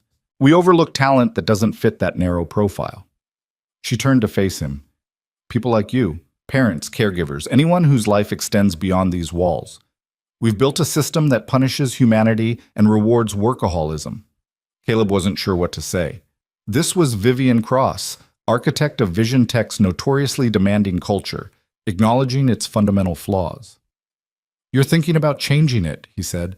I'm thinking about burning it down and building something better. Her voice carried a determination that was almost fierce. A company can maintain high standards without destroying people's lives. We can demand excellence without demanding submission. It's possible to be both successful and humane. That's not how most executives see it. Most executives are cowards. She crossed her arms. They hide behind industry standards and competitive pressure instead of admitting that fear-based management is just laziness dressed up as rigor. Real leadership means creating conditions where people can do their best work while maintaining their humanity. Caleb studied her. This woman who'd built an empire on intimidation, now dismantling her own mythology. What changed your mind? Vivian was quiet for a long moment. When she spoke, her voice was softer than he'd heard it in any professional context. You did. Watching you choose your daughter over job security, watching you maintain dignity in a situation designed to strip it away. It reminded me that strength doesn't mean eliminating vulnerability. It means protecting what matters even when that's difficult. Something passed between them in the silence, understanding, recognition, the fragile beginning of something neither of them knew how to name. The late afternoon light painted the room gold, and Chicago glittered below, and for a moment they were just two people who'd survived different kinds of loss learning to stand upright again. Caleb's phone buzzed. He glanced at it and his stomach dropped. Linda's name on the screen, but she never called during work hours unless, "I need to take this," he said, his voice tight. Vivian gestured permission. Caleb answered, stepping toward the window. "Linda?" "Caleb, I'm sorry to call, but the school just contacted me. Mia's running a fever and complaining that her tummy hurts. They want her picked up immediately." The world narrowed to a pinpoint. Fever. For Mia, with her compromised immune system, with her history, fever wasn't just illness, it was a potential emergency. "How high?" They said 100.9. Not terrible, but high enough. "I'm leaving now. Can you get there faster?" "I'm 20 minutes out. You're probably closer." "I'll call the school and head straight there. Then we'll go to the hospital." He ended the call, his hands already moving to gather his things. Vivian was watching him, her expression shifting from professional to concerned. "Your daughter?" "Fever. I need to go." Caleb's mind was already racing ahead. School pickup, emergency room, the protocol they'd been through before when Mia spiked fevers during treatment. Call Dr. Patel's office first. Alert them they were coming in. "I'm sorry. I know it's only 4:30. Go." Vivian's voice was firm. "Don't apologize. Just go." Caleb headed for the door, then stopped. His car keys. In his desk drawer, 3 floors down. The school was a 20-minute drive in traffic, and every minute mattered when infection could escalate quickly in immunocompromised kids. Vivian saw his hesitation. "What do you need?" "My car keys are downstairs by the time I get them." "Where's the school?"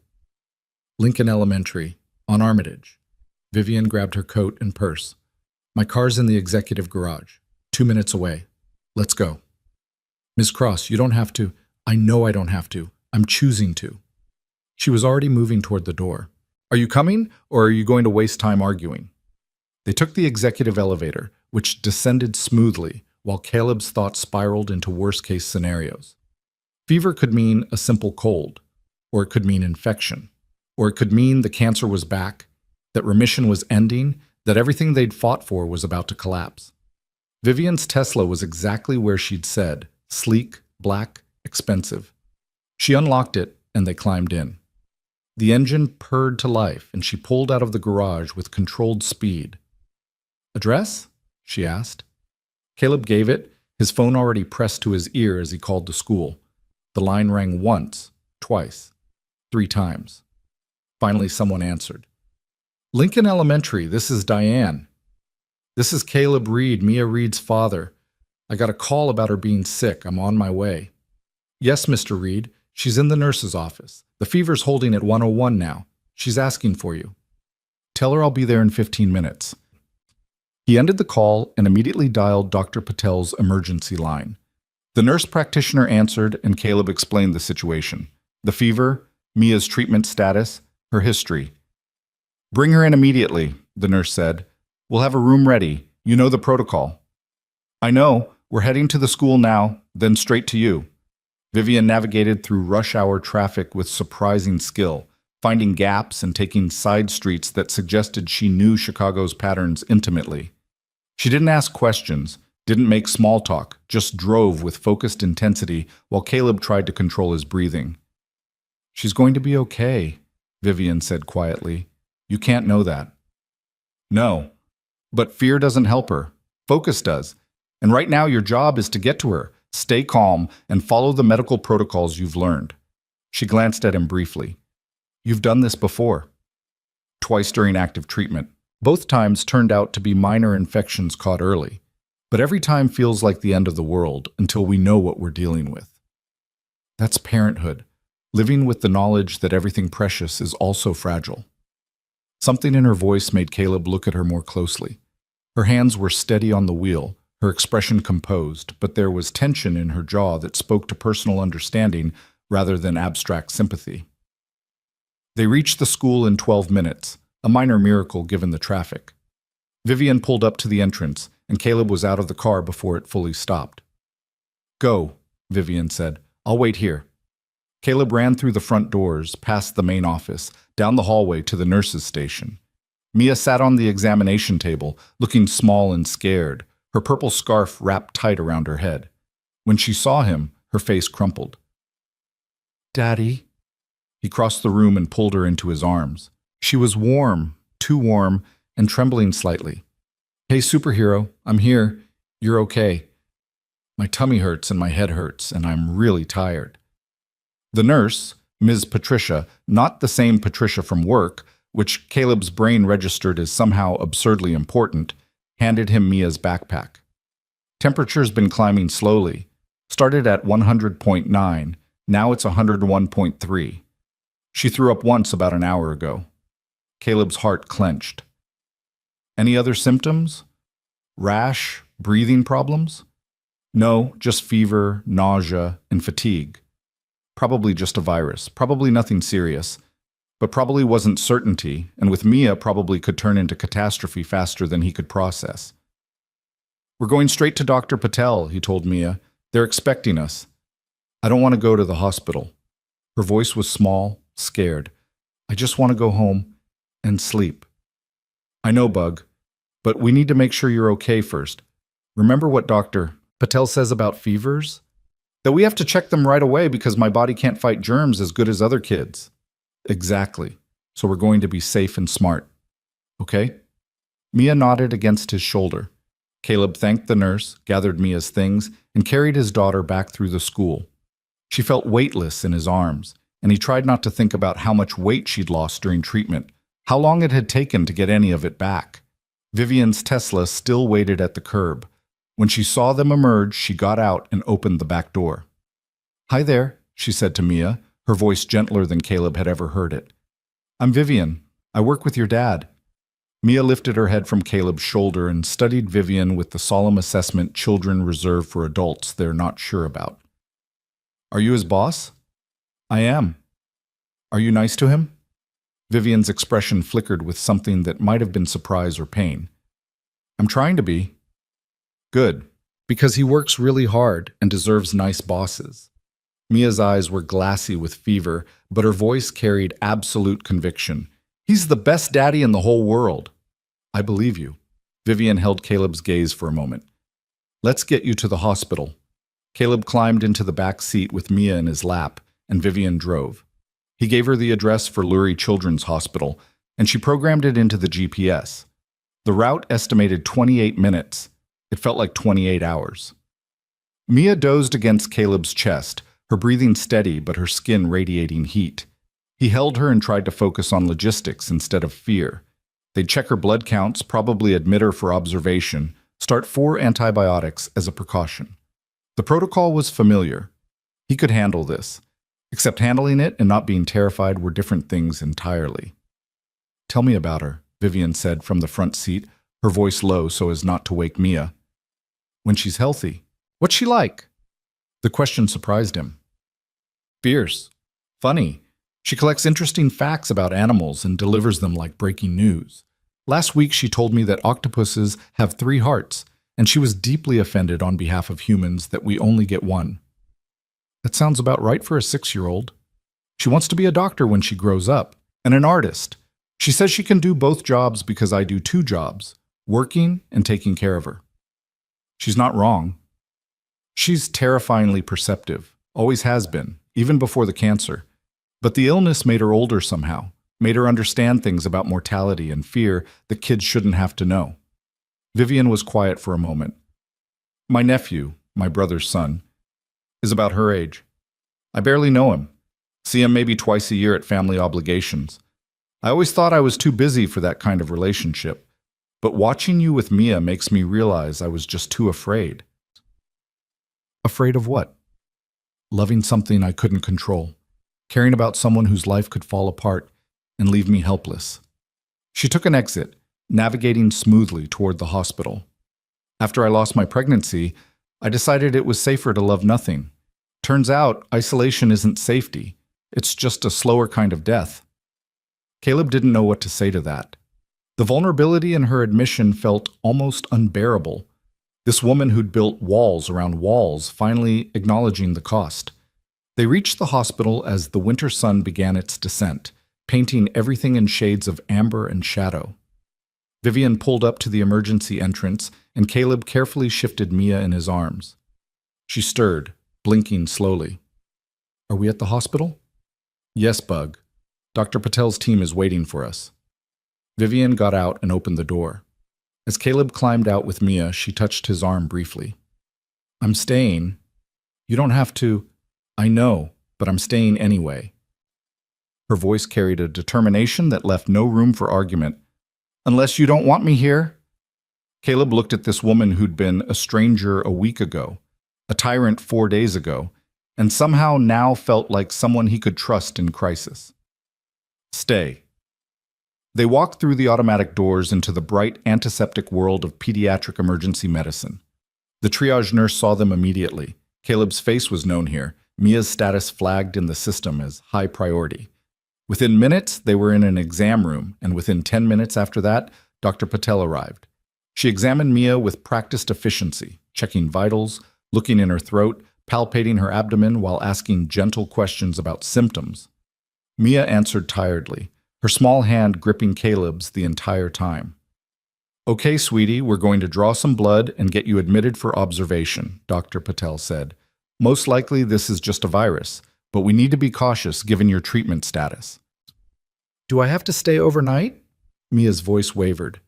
"Probably, but we'll make you as comfortable as possible, and Dad can stay with you the whole time." The blood draw happened quickly. Mia was stoic about it, having endured hundreds of needle sticks during treatment, and then they were moved to a room on the oncology floor. The familiar space with its cheerful murals and beeping monitors. The fold-out chair where Caleb had spent countless nights. The window that looked out at Chicago's skyline, beautiful and indifferent. Vivian had followed them through all of it, staying quietly in corners, asking no questions, simply present. Now, as nurses set up IV lines and monitors, she stood near the door, looking slightly lost. Mia noticed her. "You can sit down. That chair's pretty comfortable. I mean, not super comfortable, but okay for hospitals." Vivian smiled, a real smile, genuine and unrehearsed. "Thank you." She sat in the chair Mia had indicated, and Caleb saw something in her expression shift. She was looking at Mia not with pity, but with something deeper, recognition, maybe, or respect for what this small person had endured. The next hours blurred together, antibiotics through the IV, more vital sign checks. Mia's fever climbing to 102.3, then slowly responding to medication. Dr. Patel reviewed the preliminary blood work, white count slightly elevated, suggesting infection, but nothing alarming. "Probably bacterial," she said. "Probably responding to treatment.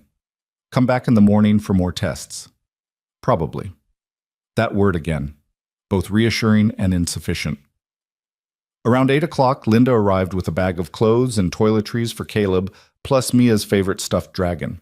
She hugged Mia carefully, then pulled Caleb aside. "How is she really?" "Stable. Blood work looks okay so far. They're cautiously optimistic it's just an infection." Linda exhaled slowly. "Thank goodness. Thank God." Then she noticed Vivian still sitting in the corner, and her eyebrows rose. "And who's this?" "Linda, this is Vivian Cross. My boss, she—" Caleb paused, not sure how to explain. "She drove us here." Linda studied Vivian with the assessing gaze of a woman who'd raised 3 children and could spot bullshit from a mile away. "Nice to meet you. Thank you for helping." "It was nothing." Vivian stood suddenly awkward. "I should probably go. Let you have family time." "You drove them here. You've been here for hours." Linda's voice was kind but firm. "That's not nothing." Mia called out from the bed. "Vivian, don't leave yet. I want to show you my dragon. His name is Ignatius, and he's very important." Vivian looked at Caleb, uncertain. He nodded. "She's feeling better if she's introducing people to Ignatius. That's a good sign." So Vivian stayed. She listened to Mia explain Ignatius's backstory, a complex tale involving dragon clans and magical forests. She admired the drawings in Mia's sketchbook that Linda had brought. She answered Mia's questions about her job with surprising patience, translating corporate jargon into 6-year-old language. "So you're in charge of making sure everyone does good work?" Mia asked. "Essentially, yes." "And you help them when they need help?" "I'm learning to do that better." "Good. Because my daddy's really smart, but sometimes he needs help because he's doing everything by himself. Mia's eyes were drooping now, medication and exhaustion pulling her toward sleep. You should help him more. He deserves it. I intend to. Vivian's voice was soft, almost inaudible. Mia fell asleep mid-sentence, her hand still wrapped around Ignatius.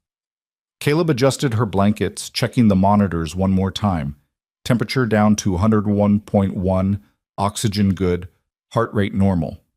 The crisis was passing. They'd be okay tonight. Linda kissed Mia's forehead and squeezed Caleb's hand. Call me if anything changes. I'll come back in the morning. After Linda left, Caleb settled into the fold-out chair beside Mia's bed. Vivian stood near the window, looking at the city lights like she was trying to memorize them. You should go home, Caleb said quietly. Get some rest. I'm sure you have 100 things that need your attention tomorrow. Nothing more important than this. She turned to face him. Watching you with her. The way you hold her fear while staying calm. The way you translate medical jargon into reassurance. The way you're present for every single moment, even though you're terrified. That's leadership, Caleb. Real leadership. Not the performance I've been giving for years. I'm just doing what any parent would do. No, you're doing what a remarkable parent does. There's a difference. She gathered her coat and purse. I'll come back tomorrow. Bring coffee and anything else you need. Just text me a list. Vivian, why are you doing this? She paused at the door, her hand on the frame. When she spoke, her voice carried a vulnerability he'd never heard from her. Because 7 years ago, I was lying in a hospital room dealing with a loss, and the person who should have been there looked relieved instead of devastated. Because I've spent those 7 years telling myself I don't need anyone, and watching you with your daughter reminds me that needing people isn't weakness. It's the only thing that makes us human. She met his eyes directly. And because maybe, if I show up for someone else, I can learn how to show up for myself. She left before he could respond. Caleb sat in the dim hospital room listening to his daughter breathe, thinking about the woman who'd driven them here, the CEO who'd admitted vulnerability, the person emerging from behind the armor. Something was changing between them, something that felt both inevitable and impossible, built on shared understanding of loss and survival, and the courage required to stay open when every instinct screamed to shut down. Outside, Vivian sat in her car in the parking garage and let herself cry for the first time in 7 years. For the baby she'd lost, for the life she'd denied herself, for the walls she'd built and the isolation they'd created. And for the first time since that hospital room 7 years ago, she felt something other than emptiness. She felt hope. Morning arrived with pale winter light filtering through the hospital room window, painting everything in shades of gray and gold. Caleb woke with a stiff neck from the fold-out chair, his first conscious thought immediate and automatic, checking Mia's monitors. Temperature 99.1, oxygen saturation normal, heart rate steady. She slept peacefully, Ignatius tucked under her arm, her breathing deep and even. The crisis had passed. Another bullet dodged, another fear survived. His phone showed 2 missed texts, both from Vivian. The first sent at 6:30. Coffee order? I'm stopping before I come. The second sent 10 minutes ago. Never mind, I'm bringing options. Caleb smiled despite his exhaustion.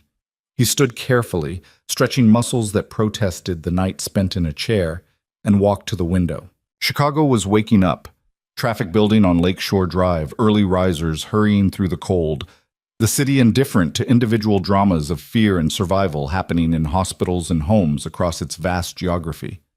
A soft knock at the door. Vivian entered carrying a tray with 3 different coffee cups and a bag that smelled like fresh pastries. She wore jeans and a cashmere sweater, the first time Caleb had seen her in anything other than immaculate business attire. She looked younger somehow, more human, though the shadows under her eyes suggested she'd slept about as well as he had. I wasn't sure what you liked, so I got options, she said quietly, setting the tray on the small table. Americano, latte, and regular coffee, plus some croissants in case you haven't eaten. You didn't have to do this. I know, but I wanted to. She glanced at Mia, still sleeping. How is she? Better? Fever's almost gone. Doctor. Patel will probably discharge us this morning if the blood work looks good. Relief crossed Vivian's face. That's wonderful. They sat in the two chairs speaking in hushed tones while Mia slept. Caleb took the Americano. It was perfect, strong and hot, and realized he was starving. The croissant was from that expensive bakery in the Loop, flaky and buttery, and probably cost more than his usual breakfast budget for a week. Thank you for this, for yesterday, for... He paused, trying to find words adequate to the kindness she'd shown. For staying. Thank you for letting me. Vivian wrapped her hands around her own coffee cup. I've been thinking about what Mia said, that you deserve help because you're doing everything alone. She's right. I have Linda and Dr. Patel's team. I'm not completely alone. But you're carrying the weight alone, the fear, the responsibility, the constant vigilance. That's different from having practical support. She met his eyes. I want to help, Caleb. Not as your boss, not as some corporate obligation, but as... She hesitated. As someone who cares about what happens to you and your daughter. The words hung between them, heavy with implication. Caleb knew he should be cautious, should maintain professional boundaries, should protect himself and Mia from the complications of letting someone new into their carefully constructed survival ecosystem. But sitting in this hospital room at 7 in the morning, exhausted and relieved, and somehow more hopeful than he'd felt in years, caution felt less important than connection. I'd like that, he said simply. Mia stirred, blinking slowly awake. When she saw Vivian, her face brightened. You came back! I thought maybe I dreamed you. Nope, I'm real, and I brought breakfast. Is there chocolate? Vivian pulled a chocolate croissant from the bag like a magician producing rabbits, as it happens. Mia's delighted laugh filled the room, and Caleb felt something in his chest unknot. His daughter was okay. The fever was breaking, and somehow, impossibly, Vivian Cross was sitting in a hospital room at dawn bringing chocolate croissants and looking at Mia like she was witnessing something precious. Dr. Patel arrived an hour later with the morning blood work results. The infection markers were down, white count returning to normal, everything trending in the right direction. She cleared Mia for discharge with instructions to follow up in a week and call immediately if the fever returned. You did great, Mia, Dr. Patel said. Your body fought off that infection like a champion. I have a strong immune system now, Mia announced proudly. It's getting better every day. It absolutely is. The discharge process took another 2 hours. Paperwork, medication instructions, scheduling the follow-up appointment. Vivian stayed through all of it, making herself useful in small ways. She fetched warm blankets when Mia got cold. She distracted Mia with stories about her nephew while nurses removed the IV. She texted Patricia to clear Caleb's schedule for the rest of the week without being asked. Finally, they were free to leave. Vivian drove them home through late morning traffic, Mia chattering from the back seat about how the hospital food wasn't very good, but the nurses were nice and she'd gotten 3 new stickers for her collection. At Caleb's building, Vivian helped carry their bags upstairs. The apartment looked exactly as they'd left it. Mia's art project still on the kitchen table, dishes in the sink, the comforting chaos of their ordinary life waiting to resume. Linda arrived minutes later, having been alerted by Caleb's text, and immediately swept Mia into a careful hug. You scared us, little one.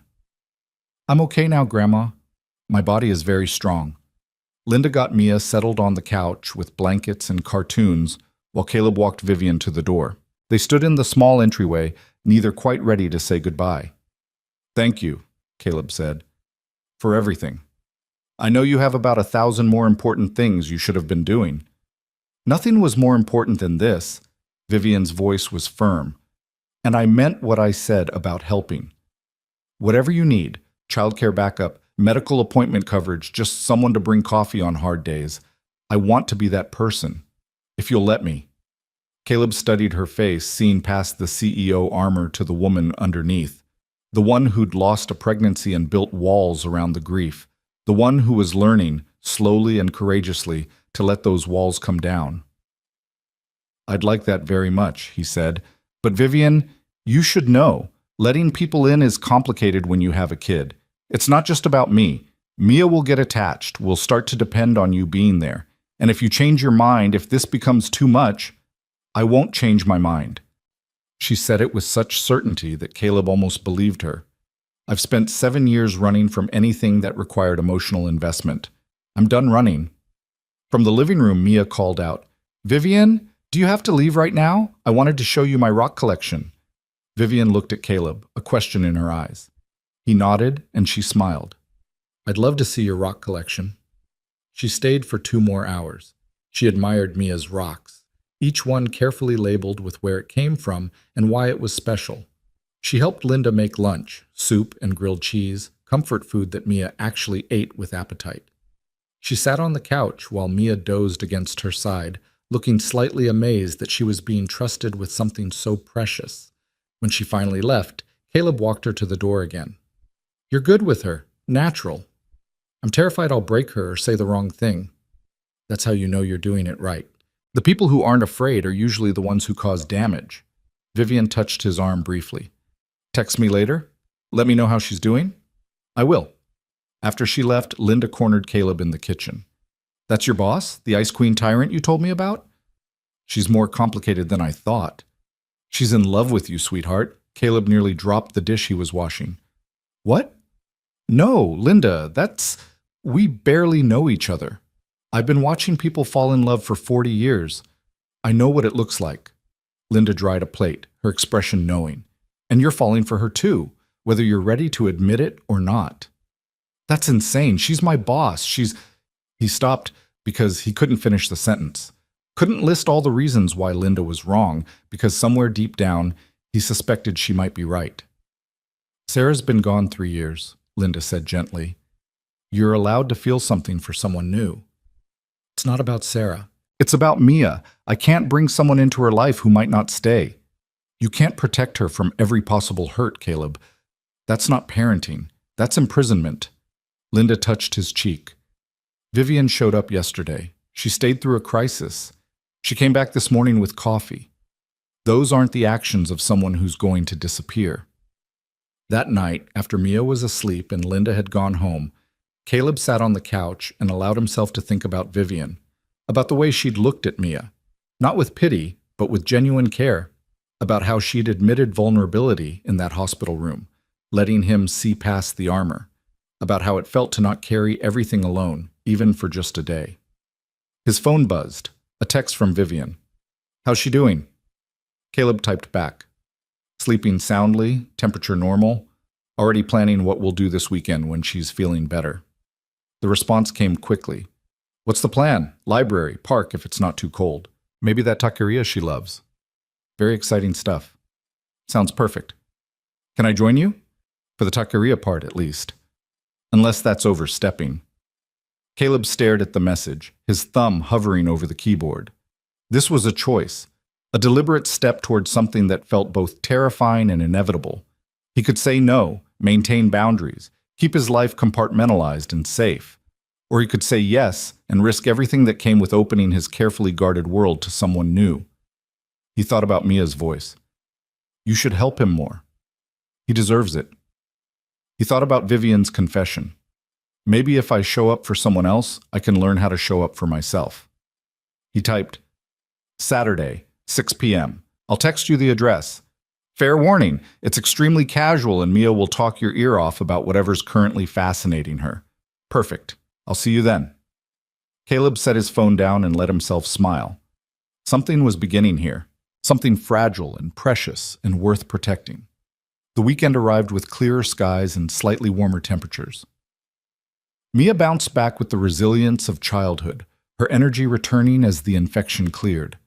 By Saturday, she was demanding to go outside, claiming cabin fever was a real medical condition that required immediate treatment with fresh air and adventure.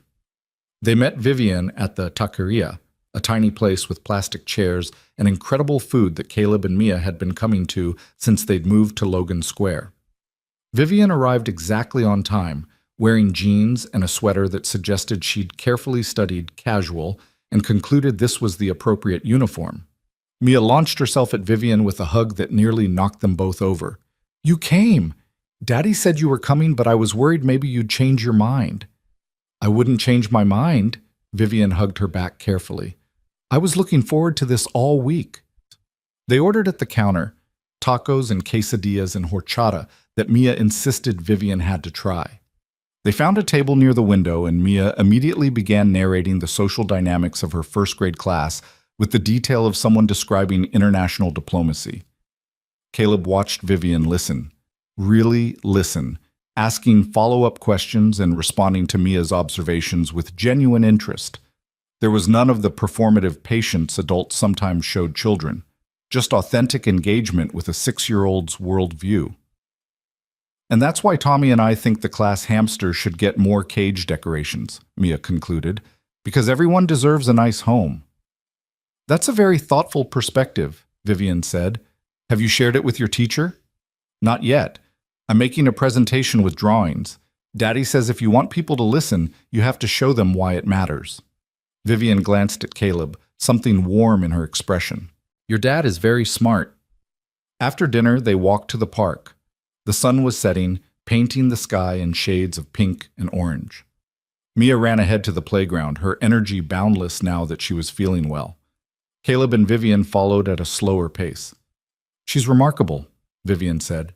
The way she sees the world, everything matters to her. Everything deserves care and attention. That's what terrifies me. She cares so deeply about everything.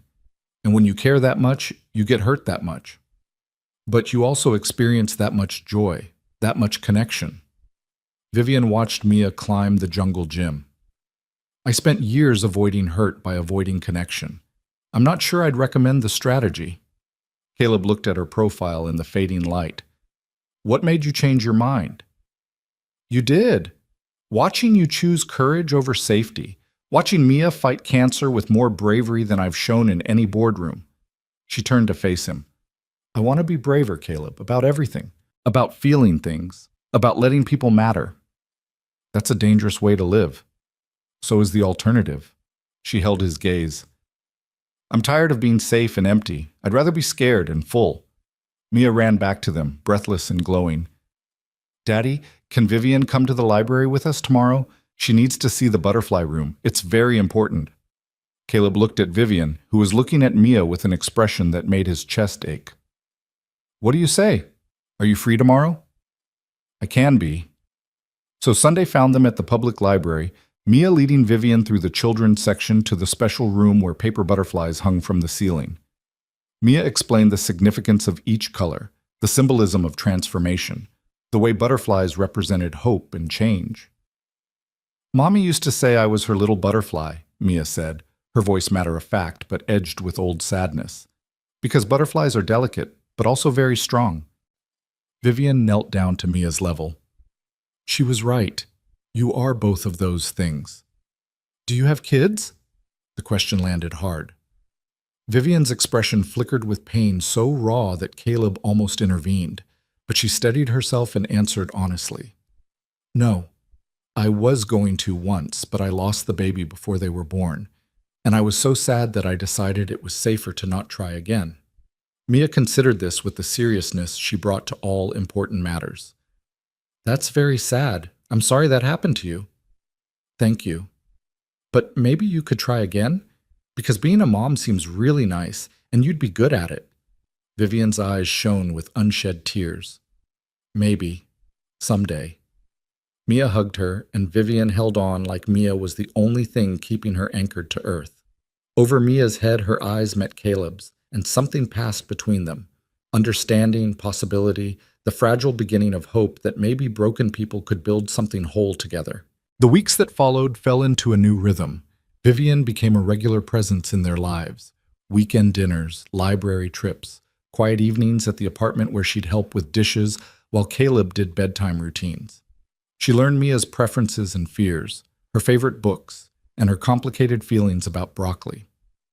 She showed up for the ordinary moments, not with grand gestures but with consistent presence. At work, things were changing too.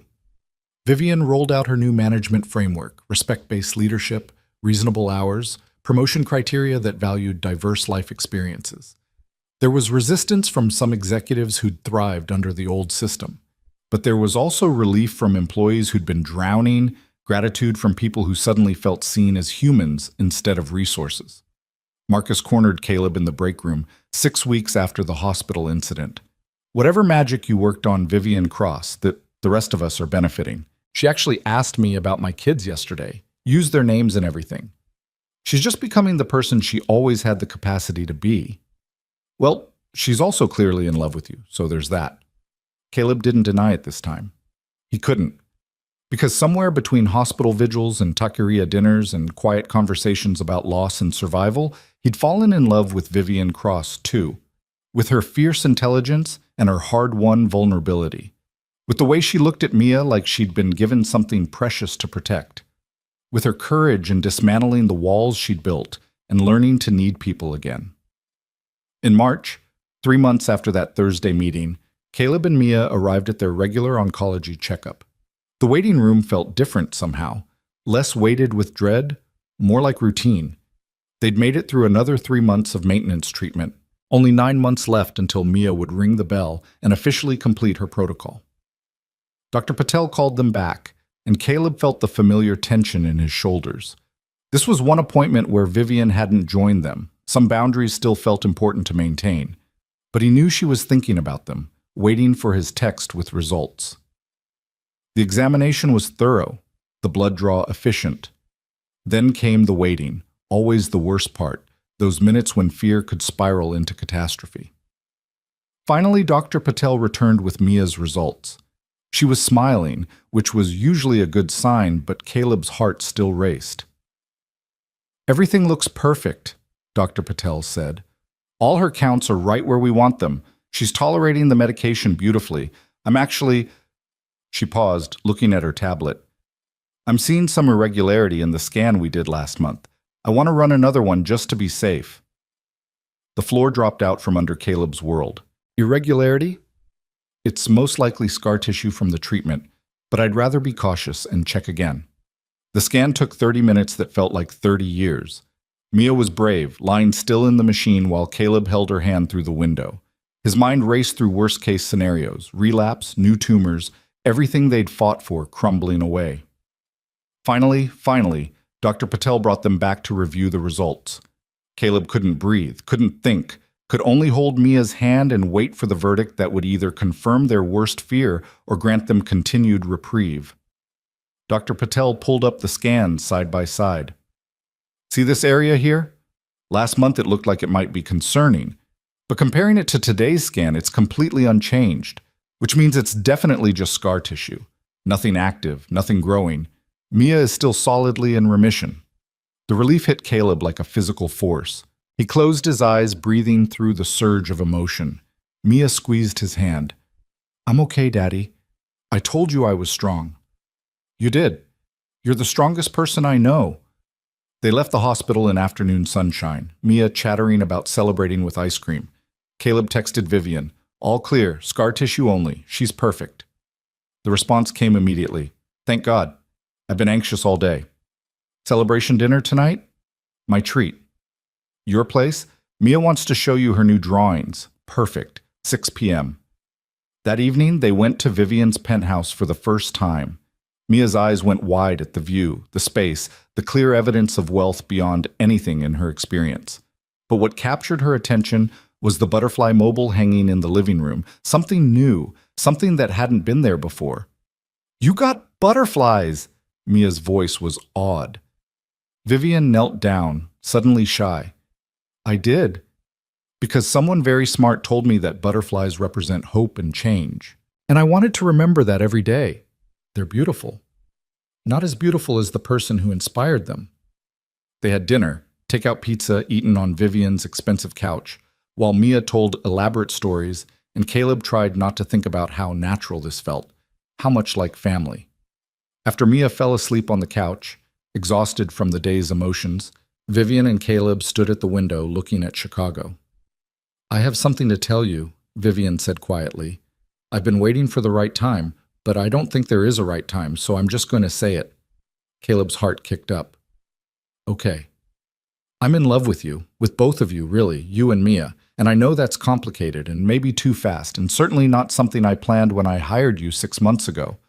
But it's true, and I'm done pretending things aren't true just because they're inconvenient or scary." She turned to face him. "I want this, Caleb.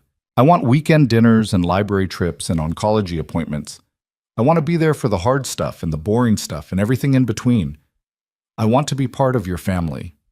Caleb looked at this woman who'd been a stranger, then a boss, then a friend, and now something infinitely more precious. "I'm in love with you too. Have been for weeks, maybe longer. But Vivian, you need to understand, loving me means loving Mia. It means hospital visits and treatment protocols and the constant low-grade terror that everything could fall apart. It means putting a child's needs before your own, again and again, without resentment. I know, and I want all of it." Her voice was fierce with certainty. "I want to be the person who shows up, who stays, who chooses you both every single day. What about work? The complications? I don't care, we'll figure it out. Ethics disclosures, reporting structure changes, whatever we need to do to make this right professionally." She took his hand. "But I'm not giving this up because it's complicated. I spent 7 years choosing safety over everything else. I'm done with that." Caleb pulled her close, and they stood together in the window light, two people who'd survived different kinds of loss, learning that love after grief was possible, that walls could come down, that broken people could build something whole together. Behind them, Mia stirred on the couch. "Are you guys going to kiss? Because in the movies, this is when people kiss." They laughed, and Vivian walked over to the couch. "Were you pretending to sleep?" "Maybe a little. I wanted to hear if you were going to tell Daddy you love us." Mia sat up, suddenly serious. "Do you? Really?" "Really," Vivian said. "More than I knew I could love anyone." "Good. Because we love you too. Right, Daddy?" Caleb joined them, and the three of them sat together on the couch, a family not built on biology but on choice, on showing up, on the courage to need each other despite all the ways it could hurt. 2 months later, Vivian officially disclosed their relationship to the board and stepped back from direct supervision of Caleb's work. The restructuring meant he reported to Marcus now, which Marcus found endlessly amusing. The office gossip was intense for about a week, then faded into acceptance. Most people were just relieved that Vivian seemed happier, less tyrannical, more human. In May, Vivian asked Caleb and Mia to move in with her. Not to the penthouse. She sold that, and they found a brownstone in Lincoln Park with a yard and space for Mia's art projects and a guest room for Linda. It felt like building something permanent, something real. In July, Mia completed her final round of maintenance chemotherapy and rang the bell at Lurie Children's Hospital. The sound echoed through the oncology floor, and Mia stood there in her purple scarf, beaming, while Caleb and Vivian and Linda cried tears of relief and joy. Dr. Patel hugged them all and said the words they'd been desperate to hear. "She's done. We'll monitor for 2 years, but as of today, active treatment is complete." They went home to the brownstone and celebrated with a party that Mia had planned for weeks. Her classmates came, and Tommy brought the class hamster in its newly decorated cage. Marcus showed up with his kids. Amanda came with her nephew, who Vivian was learning to know properly now. The yard filled with children's laughter and the promise of ordinary summer afternoons. That night, after everyone left and Mia was asleep, Caleb and Vivian sat in the backyard under string lights. Chicago hummed around them, but here in their garden, everything felt peaceful. "I have something to tell you," Vivian said, echoing words from months ago. She looked nervous, hopeful, scared in the way that meant something important was coming. "I'm listening." "I'm pregnant." She said it quickly, like ripping off a bandage. 8 weeks. I know we didn't plan this. I know it's complicated with Mia's monitoring and work and everything else, but Caleb kissed her, stopping the anxious spiral. "That's wonderful. Terrifying and wonderful. You're not upset?" "I'm scared, but I've learned that the best things in life come wrapped in fear." He touched her face gently. "We can do this. Together." "What will we tell Mia?" "The truth. That our family is growing, that love multiplies instead of dividing, that she's going to be the best big sister in the world." They told Mia the next morning. She processed the information with her characteristic seriousness, then announced that the baby would obviously need a butterfly mobile for their room and that she'd already started planning what books to read to them.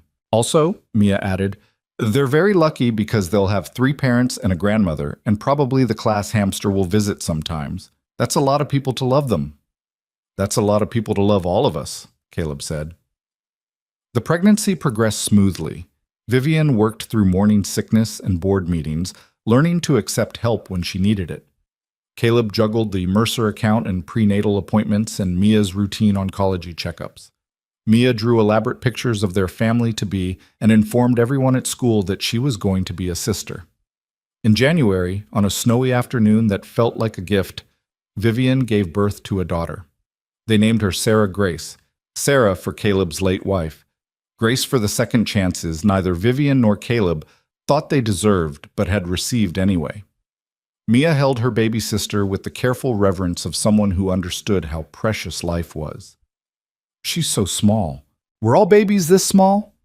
"You were even smaller," Caleb said. "That's impossible. I'm very big now."